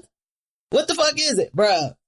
The phone dropped, and when I tell you the phone dropped, that joint shattered like a drinking glass. Not just cracked up. That shit shattered like a drinking glass. And then when he got super mad because the shit fell and somebody we know accidentally knocked it out his hand. That's why he was so mad. I picked the shit up. I was like, bruh, yo, Apple is facing the wrong way. The shit ain't even go like that. The nigga's like, oh yeah, I kinda got that shit from my mans, but still it's my shit though. I was like, yo, niggas got fake iPhones. Niggas got fake forces on. Hey, shout out to you. You know who you are. And give me props, cause I did not throw you under the bus when I could. I'm not gonna do that. I'm not gonna do that, because niggas would definitely clown that nigga in 2021 real hard. We said no to fakes. Other ethical dilemma. So Lady Leshurr is a UK rapper. I know Lady Leshurr. Do you know who Lady Leshurr is? Okay, so Lady Leshurr had this song called Queen's Speech. She from the UK a couple years back. I want to say it was around 2017, 2018, but that's where I knew her from. She had this song and, it was off of another song beat. But she was really, really good, and she got like a commercial or something, where that song Queen's Speech was put into like a Samsung commercial or something like that. So anyway, that's how I know her. Well, she was going viral this week because she was doing an interview and she was talking about how a record label was going to sign her and also give her $250K to diss Nicki Minaj. She said that she didn't do it. She said that, she was really thinking about it. Like, yo, like that 250 could have changed my life, could change my family life, da, da, da, da, da. But basically she ain't had no beef with Nicki, and she just didn't have no reason to like really diss her. If you were put in them same shoes, you was offered $250K to write a verse or write a song, whatever, dissing somebody, would you do it? Was she popping? Like, was she like a popping artist in the UK? I think she was popping, but obviously she was still at a point where she needed a good record deal. So she couldn't have been but so much. You know what I'm saying? She couldn't have been but so big. I know her and I know how she got popping here, but I don't honestly know about her level of fame in the UK. It's a good question. I would say no. It depends on where I'm at in life, but if you a starter artist, you trying to get on. Let's put you there. You trying to get on. You're a rapper. You trying to get on. Is this your way to get then on? You go to whole 50 Cent, like try to rob shit, and then you know, become that. Then you get shot the fuck up. Yeah. Yeah. Man, that's tough. I want to say no, just because of it depends on where I'm like, if I'm like, okay, so if I'm a starving artist, but I got some buzz, yeah, right? you starving artist. A little bit of buzz and like potential, like motherfuckers starting to fuck with me. I wouldn't jump out there and like do that, right? I wouldn't do that. But then if I ain't have nothing going on and I'm just like a random ass nigga and like today and motherfucker like, I get 250 to this Nicki Minaj and I don't know where my career is going to go. Yeah, I'm on it because that's a lot of money. But if I got like a little buzz and shit and I can see like my shit inching up incrementally, nah, I wouldn't do it because I might get, you know, like somehow, some way might get in, you know, in Nicki's graces and she might just do a song for a nigga and turn a nigga up. You know what I'm saying? But if I ain't got shit going on and I just been rocking for 10 years and shit like that and ain't nothing shaking outside of like, if I got like 2,000 followers and shit, nah. Yeah. But if I got like 20 to 30. What if you got like, you said 230,000 Nah, if I got like 20 or 30,000 followers, then nah, I wouldn't do it. Cause I have potential to turn up. Okay. I think that, I was just like, I probably would like you said, it depends on exactly where you at. But if I'm an artist and I'm trying to get put on, like, it's hard because it's like a principle thing. Like, you just gonna come at somebody for no reason. That's kind of lame. But for $250,000, it make you rethink your principles. Yeah. and that is a lot of bread. And rethink your morals. And I think that what you said actually was kind of brilliant when you brought up the 50 Cent How to Rob shit.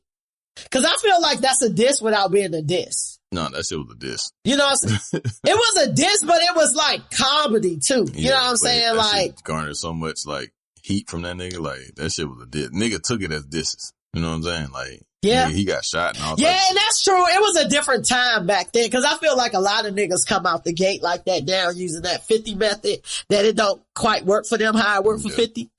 You know what I'm saying? But listen, if I would have been creative with the shit and probably wrote that shit, wrote something, but you know, it's kind of like a slippery slope though. Mm-hmm. You know what I'm saying? Once they got you doing dumb, corny shit, it's going to keep on going. And then you gonna be doing that for $250 at a time. You know what I mean? Like, but shit. For them bitches. Right? Hey, yo, that's the same thing I was thinking. I was like, but I could do 4 of them bitches. No, like, I could do 4 of them hoes. 3 for 500. Fuck it. This nigga giving out bundles. Bundles. I sold drugs when I was a child. I'll give you some 3 nicks. I give you a 4 for 4. Yeah. Fuck that. That's funny as hell. All right, real quick, last one. And we can wrap this baby up. So there is a game show that's coming out called The Activists, where 6 activists from around the world, who want to bring change to causes will basically compete in missions, media stunts, digital campaigns, and community events aimed at garnering the attention of the world and demanding action now. The show is being hosted by 2 people I really don't know like that, but I know they're really, really popular. But the person that we both know, or you might know the other 2 white women too. One is an Indian woman, but the other person is Usher. This has received like a bunch of backlash, like to compete with activism, basically making causes of fucking shit. That's the ethical dilemma. Would you compete in this show to get your that shit is like you just doing it, you're not doing it from the heart, like you're doing it for some fuck shit, you know what I mean? Like that shit is disingenuous like a motherfucker. Like you doing it just to get notoriety and shit. Nah. All right, what if you was doing some shit for your neighborhood and shit, right? And you going on this show would raise all the money that you need to build this a shelter or whatever you need. Nah, I don't think so. Just cause it's still, it's just stinky. Like, it just ain't right. You know what I'm saying? Like, you just competing. Like, I'm trying to compete to, like, that's just the ultimate troll, in my opinion. Like, you're not doing it from the heart. You know what I mean? Like, you're not doing, like, activism is a it's for the clout. Yeah, like, activism is an act for, like, you know, people or something that needs a cause or needs spotlight on a cause that is in need of some sort. And I think, I mean, while that's a spotlight, but it's not, like, when you do it, in my opinion, I feel like you should do it from a good place. And that doesn't seem like it's a good place. It just seems like it's, you know, for a like or two. Yeah. It's just like, you know, going viral type shit. Yeah, I couldn't really rock with it either, B. Like, it rubbed me the wrong way. It definitely seemed like a clout chase. And the fact that it's on NBC and it's supposed to be like the same kind of format of The Apprentice. You know what I'm saying? It's like performative. It's performative. Who green light? Like, how does that even get off the floor? Who green light Like, how does that get off the cutting room floor? Like, that shit should be on the fucking. But how did your faves sign up for it? Money. Like, niggas be Usher, money, man. Julianne Hough and Chopra. What's her name? I don't know. Priyinka Chopra. I've seen her face before, but I don't know who this woman is. I think she dated I feel like she dated a boy band member is how I know her. I don't know who she is, but, I'm not with that. I'm not with that. I don't know how that made it past, but it has received a bunch of like backlash and shit. So hopefully it doesn't go anywhere, but it goes just back to that bottom line. Whatever we can sell, what's popping? Kids dying? Black people getting murdered? Bad. Let's make it a show. Let's get it. Like, it is the capitalism for B. Anyway, thank y'all, man, for listening to our show. We appreciate you. Make sure you subscribe to the show on whatever streaming platforms that you're listening to, and go to www.theaintshitshow.com. Find out more about me, find out more about B. You can actually listen to the show from there. And that's the X where the I will be. We are on all social media, Twitter, Facebook, IG, all of that. Follow us if y'all would like, and tell a friend to tell a friend. And you know, I like to end every show with a quote, and today's quote is: some people will judge you for changing, others will celebrate you for growing. Choose your circle wisely. And until next week, I want y'all to stay safe, wash your hands, manifest your destiny, and like the great Nipsey Hussle said, the marathon continues. And we out.